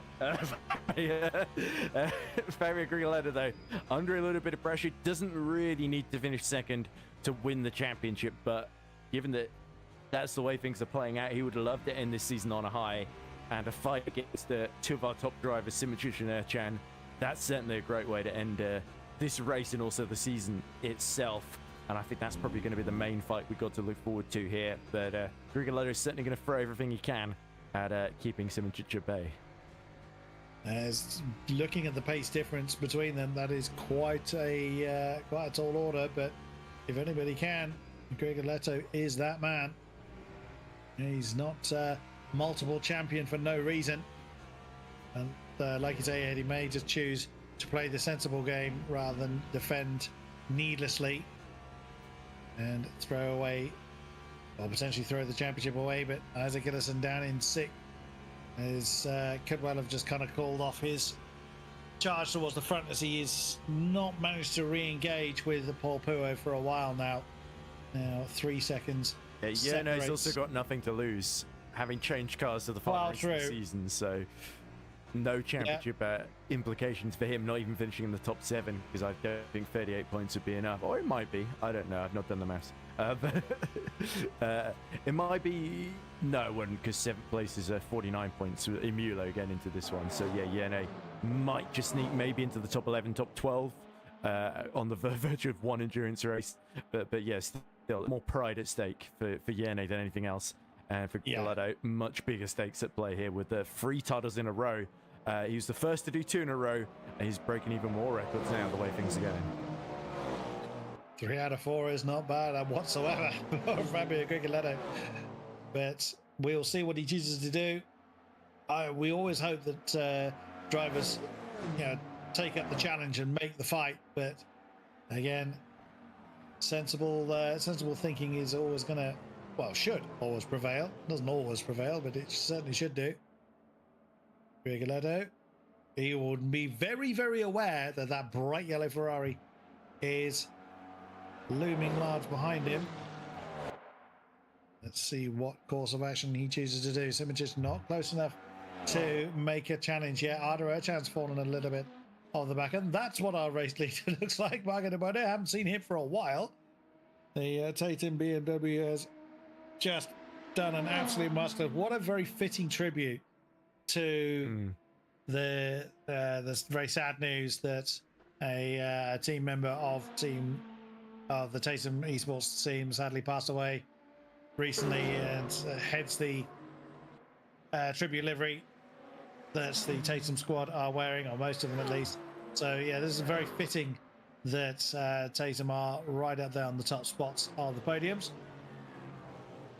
But right now, that is the last thing. 1-2 at the moment as well. Grigoletto can hold on here. Which, yeah, I'm sure Fabio will be wanting to do that for his own reasons, but also for kind of team pride as well. But Yannis Simicic will be very eager to relieve him of that second place position.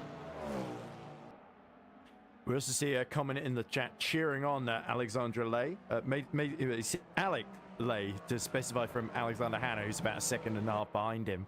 So good little fight there for P6 in the GT3 class. But let's keep our eyes on this podium fight then, because Grigoletto now really starting to run out of air between himself and Simicic then, and he may have to get defensive here at some point. I dare say he already is thinking about it, as he will very much know that Simicic are going to be playing this slipstreaming game now when they get back towards the Mulsanne. Through the Dunlop curves they come. The descent into the Chapelle. Now Tetra Rouge. Now it's going to be where Simicic is in the position he needs to be. Great overhead shot there, showing what half a second looks like to these hypercars here.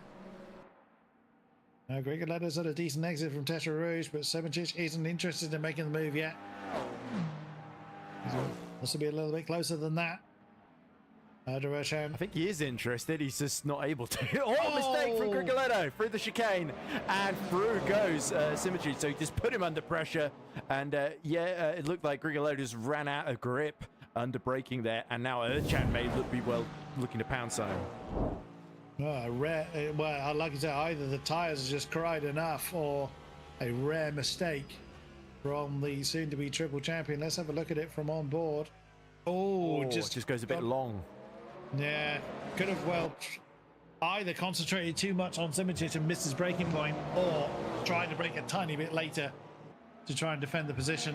Either way, it was an odd one, because I thought he got the first phase of braking spot on, and then it was just picking his moment to get on the accelerator that it all sort of started to fall underneath him there. So yeah, an odd one there, but yeah, Grigoletto doing his level best, and he's still I think actually starting to rapidly fall about 6/10 now behind Simicic, and yeah, Erchan looks really fired up here, so this could be a much closer fight. Of course, Erchan and Grigoletto on a similar situation in terms of tyre life here. Yeah, the Cadillacs reunited again, arguing for the last spot of the podiums, unless they are able to keep up with Yannis Simicic, which I'm not certain they're going to be able to, judging on the last few laps. Into Indianapolis they come. Let's see what Yannis is able to do. I think he is going to stretch his legs now and burn the best of those new tyres on the Ferrari.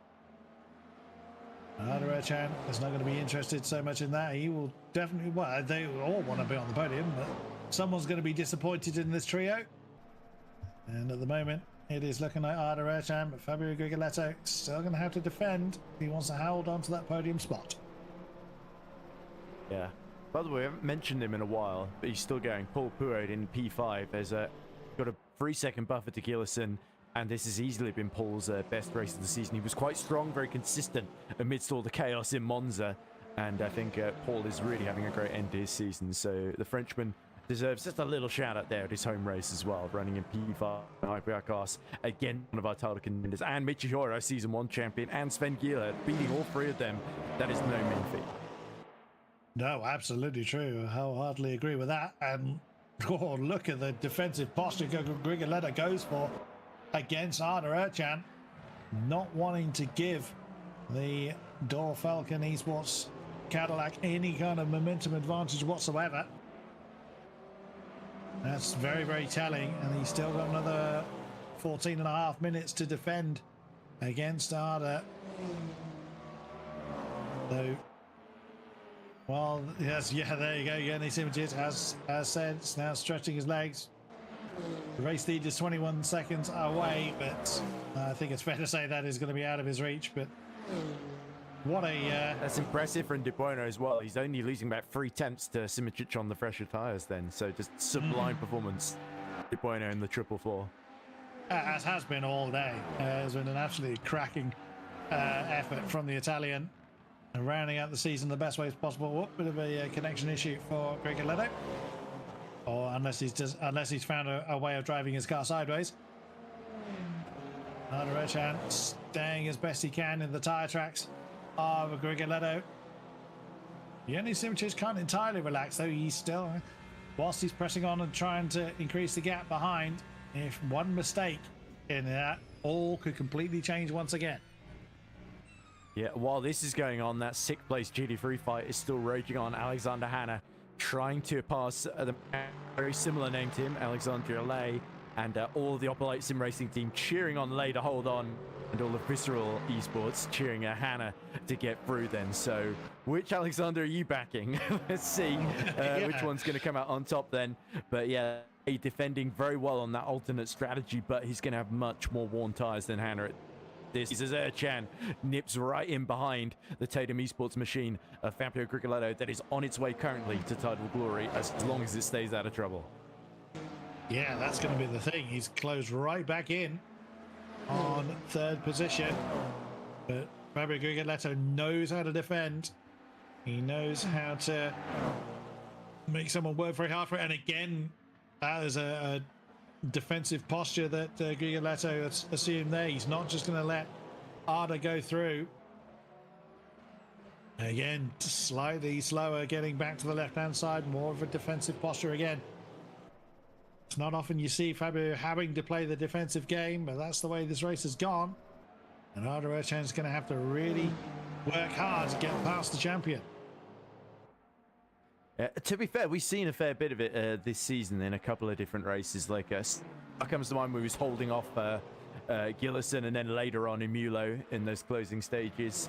But yeah, certainly it's been a season where the second half has been particular lot more of a struggle for Krylov than the first half. But he's been scoring enough points, nipping the podiums when they've been on offer, and that's what's kept him just about out of reach of everybody else, essentially, despite a strong, overall strong campaign, you have to say, from Gillison and Geelhead as well, which is why they're still in mathematical and potentially going in realistic contention going to the start of the day. But yeah, Krylov still under pressure from Erchan, who's one of those, if he had started the season in a Cadillac, you got to wonder, instead of the Toyota, would Erchan also have been one of those contenders he would have had to deal with? Well, Erchan keeps nipping up the wins here and there, and he certainly is one of the next Neely men that could be someone that Krylov got to worry about, not just in the present, but in future seasons as well. Yeah, that's going to be the interesting thing to see, isn't it? Is how the drivers we see in this season progress to next season. We hope that they come back and entertain us all once again for season 5. Details are available on the VMS Discord. Find the link in chat or in the description, and sign up, get involved, and get on track. We look forward to seeing you there. Right now, Arda Erchan very much eyes on the prize here. Put himself in prime position. Needs a good exit from the second chicane. There was a bit of a slide coming through that first chicane, but now foot very much buried to the floor. Which Cadillac is going to be leading the way into the second chicane? 10 minutes and a little bit of change on the clock. Here comes Arda. Is he going to make the move now? No. Ran out of Mulsanne up to that point. He's piling the pressure on. We did see that tiny mistake from Krylov a couple of laps ago. Oh, is Arda going to try and make a move at the end of the straight? He's got the slipstream. There he goes. He had a great exit from that second chicane. And thank you, camera, pointing at the trees. But he couldn't do it. Fabio managed to get the power down, probably dumped the battery to keep the Door Falcon Esports Cadillac behind. Yeah, there we go. So Grigoletto still have a few tricks up his sleeve, despite you saw in that second Mulsanne chicane, he was a little bit under pressure, got a little bit out of shape. But again, Chan gets a good run down the course to goal, pulls to the outside. He's going to have to go longest of long way around. Sparks flying out from the under tray, and Chan surely will have the inside for Indianapolis. And will there be a little bit of contact? Grigoletto never going to say die until it's over. He wheel in the gravel, but it is over. Chan is through for the time being, and there's now just less than 9 minutes to go. Oh, Chan, he got the elbows out on the exit of Indianapolis, got Grigoletto onto the dust, just broke the tiny bit of momentum for the Italian, but Grigoletto is not going to give up on this fight. Exactly as you said, Eddie, he will not say die until that checkered flag falls. Oh, it's Hannah and Lay arguing for 6th position. Alexander Lay, the Opline Mustang, from the tail end of the field up into 6th position, having to defend from the Lexus of Alexander Hannah. Exactly as you said earlier, which Alexander are you here to support? Well, it's Lay ahead of Hannah for the time being. Into the slipstream. Here comes the Lexus. Who's going to win out here? We know the Ford is strong. And Hannah is making a show of force here. Looks to the inside before the braking zone, but could not get the overlap. Has that disrupted Alexander Hannah's momentum from the exit of the chicane? Not quite. He's still in the tyre tracks. Alexander Lay's got all the defending to do all over again. The problem here is that Lay has sort of anticipated where Hannah's going to attack here and is able to respond accordingly, because he heard just a speck on the horizon. What a difference this has been from the rest of his season. It doesn't sum up his season at all. It almost feels like a bit of an aberration at the end, because the track just does not suit the Lamborghini, but Alexis and the Mustang having a much better time of it by comparison. And yeah, Hannah here, or how dearly love a top 6. As I said, it's been slim pickings in terms of results this season, and Hannah, who was so strong in Gold Split last season, Lay as well, actually, both of them race winners in Gold Split last season. So that you were talking a little bit about hoping drivers come back for next season. The progression, drivers coming up the ladder. We've got new drivers coming in every time. Lewis Werrell on the 4th position in GT3, another great example of a new driver coming in late in the season and really setting the world alight then. Now Hannah tucks it down the courbes de Golf, and Lay, the Frenchman in his home race, will have to get inventive here, because Niclas will not go away. He's just got to keep him behind and wait for the clock to run out. That's surely the only strategy here. Get defensive, because even if he's not got the tires, he has got the track position. And look, he's weaving. He is blocking the line before Hannah can get there. Yeah, he is doing everything he can, soaking up so much pressure from Alexander Hannah. Ooh. And look at that again, gluing himself to that inside line is Alexander Lay. Didn't seem to disrupt his exit from the right-hander of Arnage at all. Alexander Hannah, exactly as you said, he's going to have to be very inventive to try and get past the upright Mustang.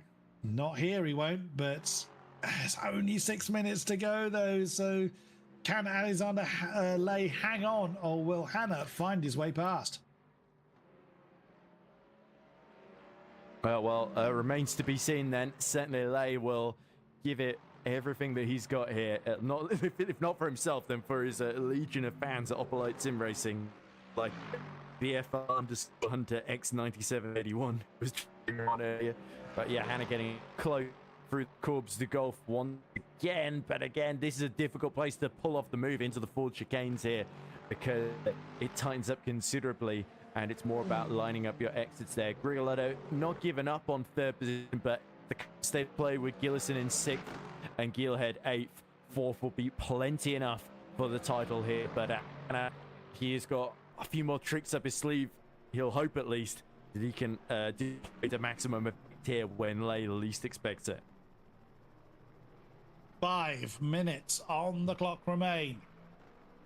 Domino in a slowly diminishing but a pretty unassailable lead in our hypercars. He's just come over the line with about 4 minutes 50 still left on the clock. So penultimate lap then has been started for our hypercars. There is Yanni Simoncic in his new Stallion to see out the season, and what a way to finish the season for Jens Simicic if he's able to hold on to there. Arda Erchen managed to... Oh, Hannah very close to Lay, sorry.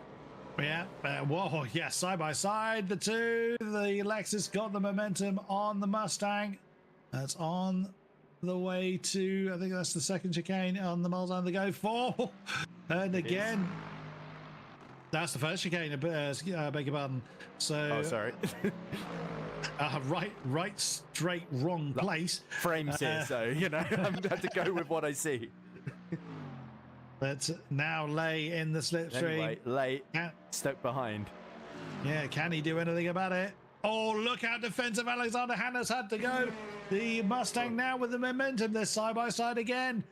Lay just noses back up into sixth, but can Hanna outbreak the Mustang? Still side by side as they come into the chicane. They're going to be side by side on the way out of the chicane as well. The Lexus barely holds on to sixth place. Crucial for Lay to hold on to that one there. Really had to brave it out. Hannah, sorry, against Lay. Again, my Alexander's mixed up.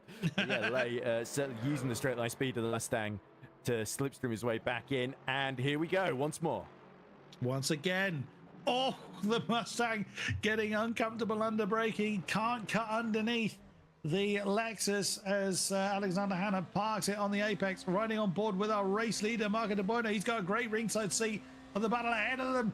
Oh, goodness me. Straight to the inside line. Now the Mustang trying to do the outside on the run down towards Indianapolis. Here comes Marco De Bono. Flash of the lights. The BMW should get past them without too much interference.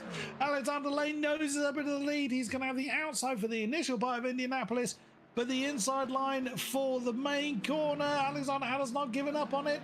Both of them on the brakes, still side by side. They come through Indianapolis, and Alexander Lay is, Alexander Hanna, see, I'm doing it now, has managed to nose back up into the back up ahead of the Mustang.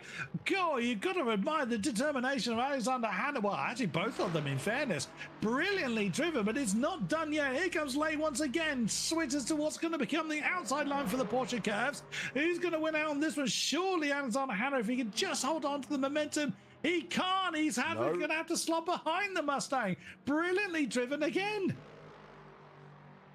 The acceleration of that Mustang is just absolutely immense. And Hanna tries. He can go around the outside as many times as he wants, but down the Mustang goes back through. While this is going on, Leiden has been caught by Bessier and Werrell. They're all within about a second of each other, and that is getting very, very tense indeed. So Leiden just holding on to P2 by the skin of his teeth, and even closer margin for Lay here.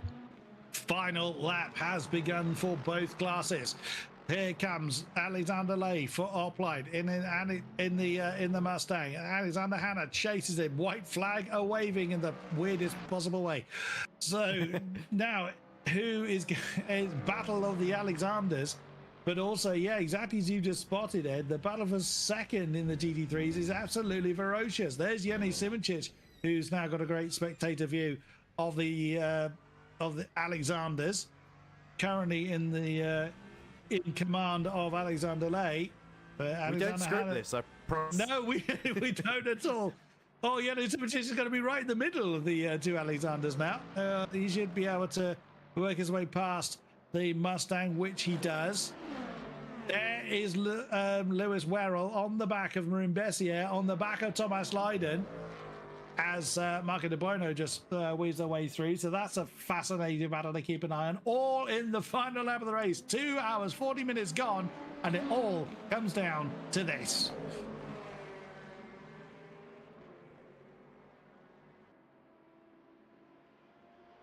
Yeah, it's very much on a knife edge then.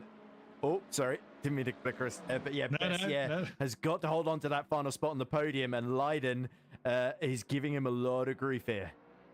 That is certainly true. But Marco De Bono, as we currently look at, unchallenged up front. There's Lewis Werrell now. The camera cuts to tiny bit of breathing space for Thomas Leiden, but not a great sideways.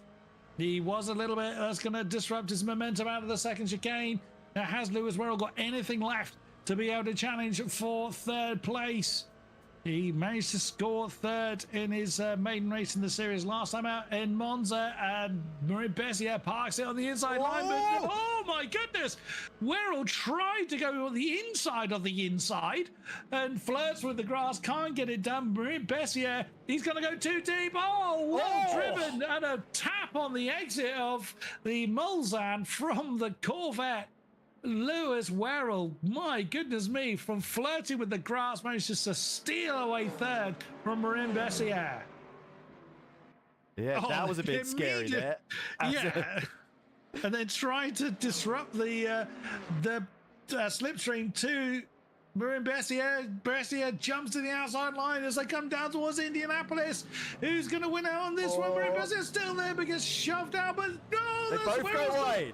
Yeah, but that's Werrell deep into the gravel. There goes Yoni Simoncic, weaving his way in between the GT3s. Arda Ercan still right there. That's still all going on because that's wrong-footed Bessier as the Mustang, Lexus rather, gets a big old tail wag.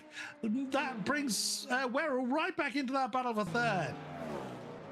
Yeah, there we go. Marco De Bono not far away from the big win of his VMS Platinum's big career so far, but Werrell is not giving up. He's just eking for a way through into the bunkers. It makes a late move back to the inside there. Sells the dummy on Bessier. Bessier pushed that wide, and Werrell is onto that bottom step of the podium, but just a few corners to go. Marco De Bono is going to win the 2 hours, 40 minutes at Circuit de la Sarthe here. He is our final winner at the season, long awaited to get his second career win, Hypercar, and richly deserved by 18 seconds. I think he's going to win at the end of this race. Simoncic will take the runner-up spot.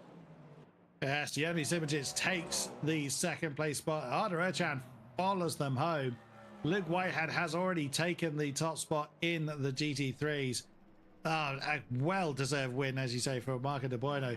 But Thomas Lydon second, and then Werrell comes home in third as we look at Isaac Gillison chasing Paul Puo, I think that is home, as Patrick Schindler has just come over the line. There's an advert for Dor Falcon Esports there, as that's Mitchy Hoyer that is being chased by Sven Gilhead, the Ferrari and the Alpine, coming home 7th and 8th place respectively. Leonardo Pisoni in the Ferrari comes home in 9th, with Brandon Geitz some distance back in the Peugeot. I think he may have already crossed the lines. He was quite a way back. But look at that. The Tatum Esports crew all getting together. That is great to see. That is absolutely great to see. Marco De Bono. 2 winners. Yes, that is indeed our class winners for and our Tatum. new champions in the background. And the Celebrity Donuts.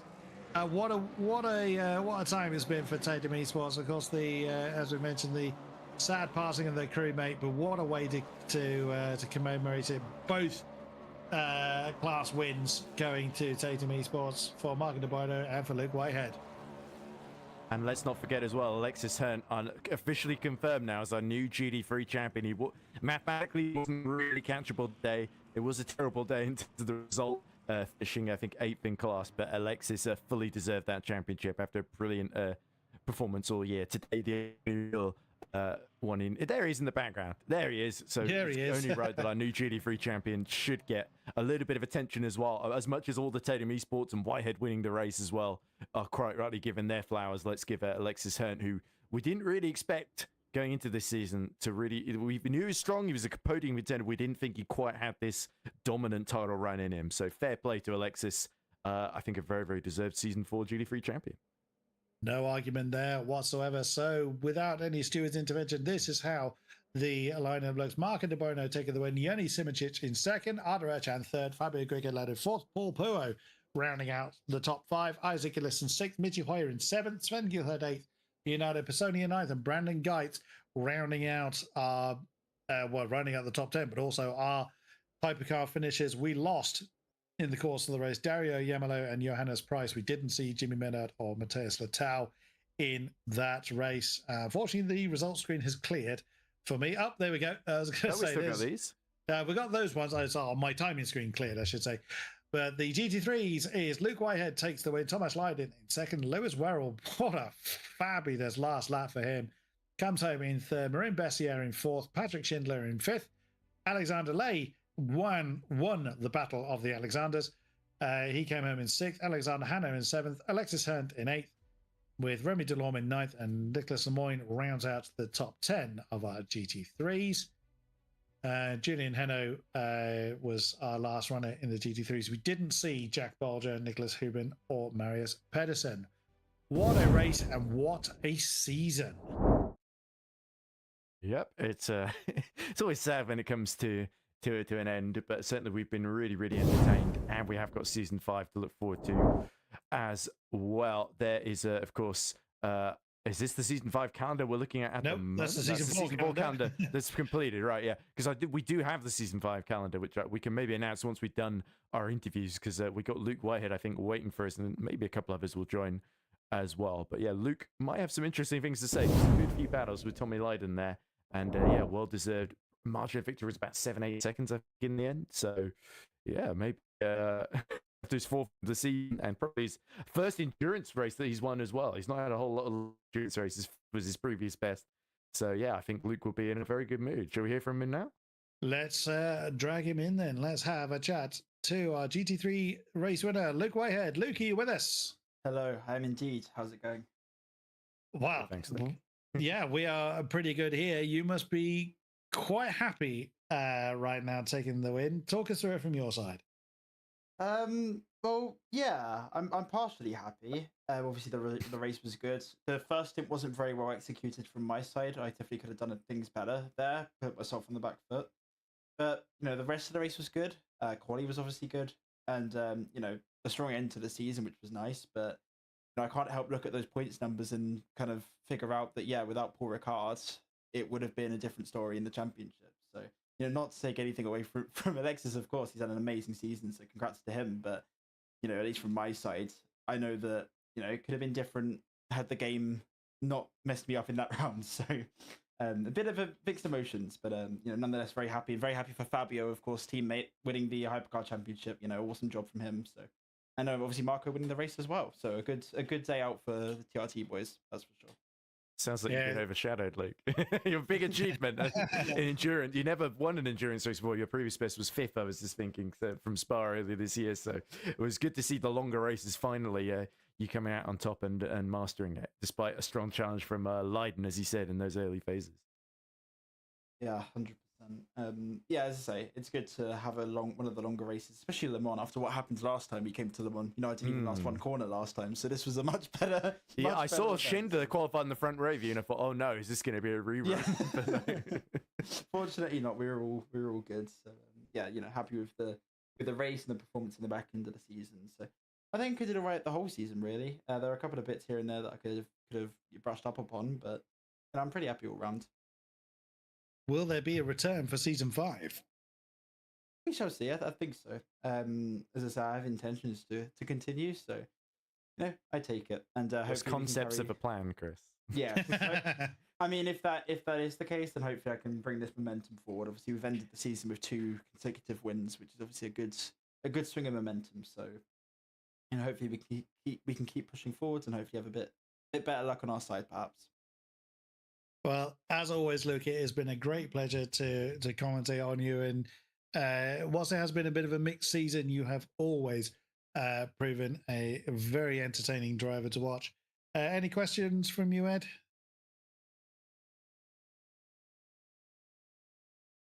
Ed has been struggling all day, in fairness. So we'll let you go. Great end to the season for yourselves and also for the Tatum squad. Great effort there on the win. Thank you very much, Luke Whitehead. Thank you very much, guys. Take care. I'm really sorry about that, Chris.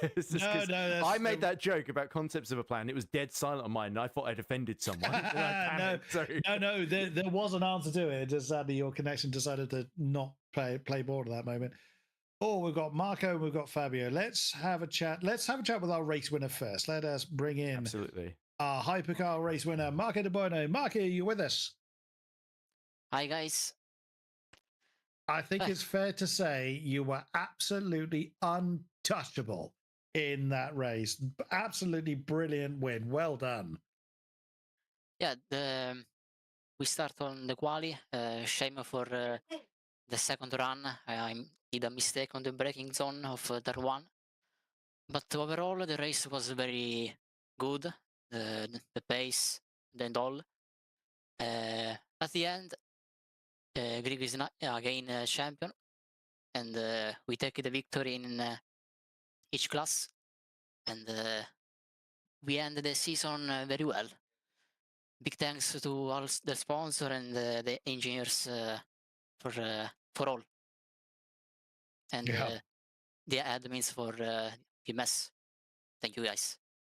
Well, I'm sure Well, I'd I love mean, to hear that, Marco. yeah, I think you're absolutely. third in the drivers, if I'm not mistaken now. So that is, I think, your joint best, or maybe even slightly better than your previous best result in a season. So yeah, you really deserved that win, especially after you just missed out in Monza as well. It's so good to see you go one better, Marco. Thank you guys. And especially, obviously, the circumstances of going into the race and the special livery, I'm sure it means a lot to you. Yes. Yeah, that was huge respect and obviously condolences to all those affected by Tatum's recent news. But what I was most impressed about, Marco, was the fact that you started on the harder tires and didn't seem to suffer any ill effects of it, and you just sailed off. You just did exactly what you needed to do, and remained untouchable, despite the fact that you started on the harder tires to most people around you. How on earth did you make that work so well? At the end, the medium was more faster than the hards because the hards don't arrive on the great temperature on the carcass. But at the end, the pace still good, and that's it. Yeah, it was just a superb performance, though, Marco. Will we be seeing you and Tatum Esports back with us for season 5? Yeah, I will be there. Excellent. Very, but very. I can't do 2 race, and we'll see. We will enjoy your company for as long as you're able to join us for, Marco. You always put on a great performance. Any questions from you, Ed? I think you've covered all the main ones, but yeah, Marco, it's been so long since I think your last actual win, wasn't it? Was a Kota in that first season. I remember you put in that amazing drive out of nowhere to take pole and just waltz away with it, and I think this was an even better drive than that. So congratulations, you've come a long way, and I can't wait to see what you do next season, Marco. Yes man, de Bueno. Yeah, I echo that sentiment entirely. We very much look forward to seeing yours and Tatum's return to us in season 5. Thank you very much, Marco de Bueno. Thank you, guys. See you next season. See you next season. And we have our Hypercar champion, retained champion, ready to triple champion. Yes, that's the word I was actually looking for. Fabio Grigoletto. Fabio, you with us? Yes, good evening. Triple champion. My goodness me. That's got to be, well, I mean, one, obviously it is a record here in VMS, but again, just showing, you show time and time again why you are multiple champion. But coming into this race, you obviously had the points advantage, but mathematically it could still have gone against you. Was that at all on your mind, or was it just head down, do what you need to do? At the start, before the qualifying start, it was like I need to get dot points to get ahead of to stay ahead of them in case they won. But after the quali, I was a bit surprised by the pace, and I say, maybe I can put away that mind and focus a bit more on the race singularly. Well, it certainly was it quite a straightforward race for you, because you definitely had some times when you had to really work hard to maintain your position, or from our perspective it looked like that. But what was it like from your side, that race? So obviously it being one of the longer races, fatigue may well have been kicking in towards the end, but talk us through it from your side. How did it feel for you? The race felt quite good, to be honest, especially the second part. The first two stints, I think we got the wrong strategy, starting with the hard, with try to have a little gamble with the tires, hoping of the high temps of the track that the hard would work, but they didn't. The third stint was actually the best of mine. I was pretty fast, probably the fastest up apart from one lap where Marco did the fastest lap. But in the end, I struggle a bit with the tires. Probably I used it too much in the third stint. But yeah, I wanted to have a podium at least, but made a bit too mistake. Well, I mean, you're still coming away as triple champion, so even the greats can make mistakes sometimes, Fabio.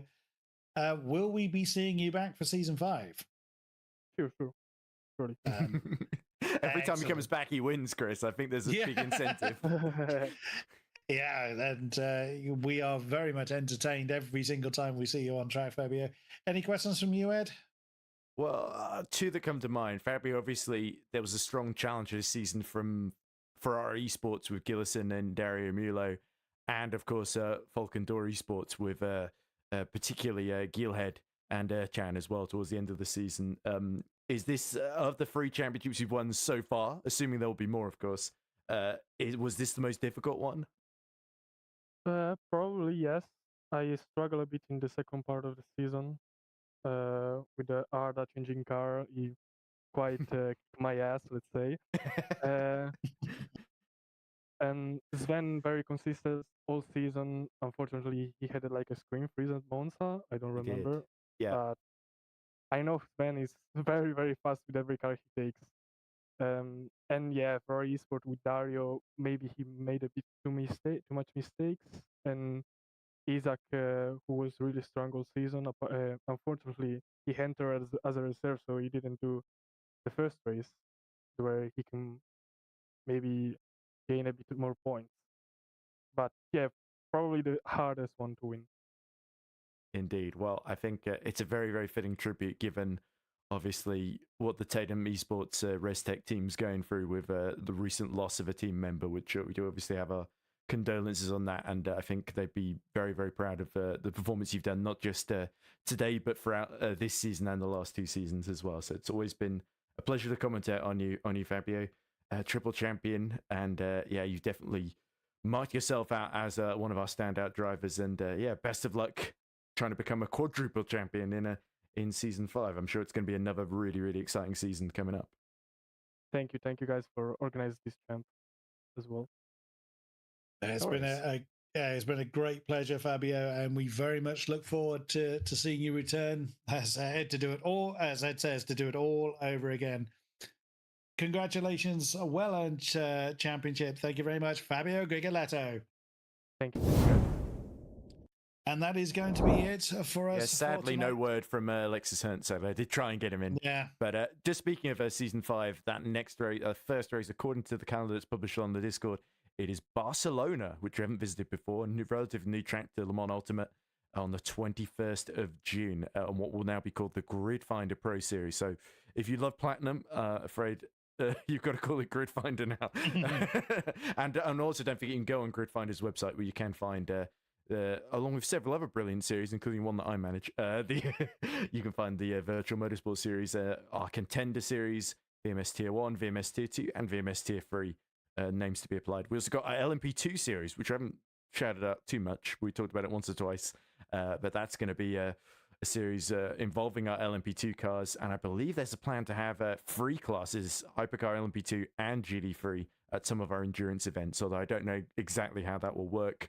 It sounds exciting, and I'm keen enough to believe it. So, yeah, 8 exciting rounds in our Grid Finder Pro Series to come next year. Barcelona, Silverstone, Le Mans Endurance again on 19th of July, Paul Ricard, Spa Endurance, Sebring, Fuji, and Interlagos, which will be the finale. We seem to rotate between having Le Mans or Interlagos as the finale, it seems, the last couple of seasons. So, yeah, there'll be lots of new stuff to look forward to, and on a personal level, Chris, it's been brilliant to cover most of the season with you, and Nathan, when he was commentating, did an absolutely brilliant job as well. So I think he should get his flowers too. His connection was a fair bit better than mine, I think, judging by today. In fairness, Ed, that's probably I think the first time I've seen you have that kind of technical difficulty. So, but it's a great pleasure to share the box with you once again. Thank you very much, Nick Domino, once again for being in command of the cameras. Those, as you can see on stream, our pre-qualifying for season 5 begins on the 18th of May, straight all the way through to the 31st of May. Oh, come and have a go if you think you're good enough. We very much invite you to give it a try. You never know, you may have lunatics like us shouting about your on-track antics. Thank you very much to all the admins in the background for making sure everything works according to plan. And of course, thank you to our drivers and teams for putting on a fantastic show. We will see you again, as Ed says, on the 21st of June for the for what is becoming the Grid Finder Pro Series. Until next time, thank you very much and good night.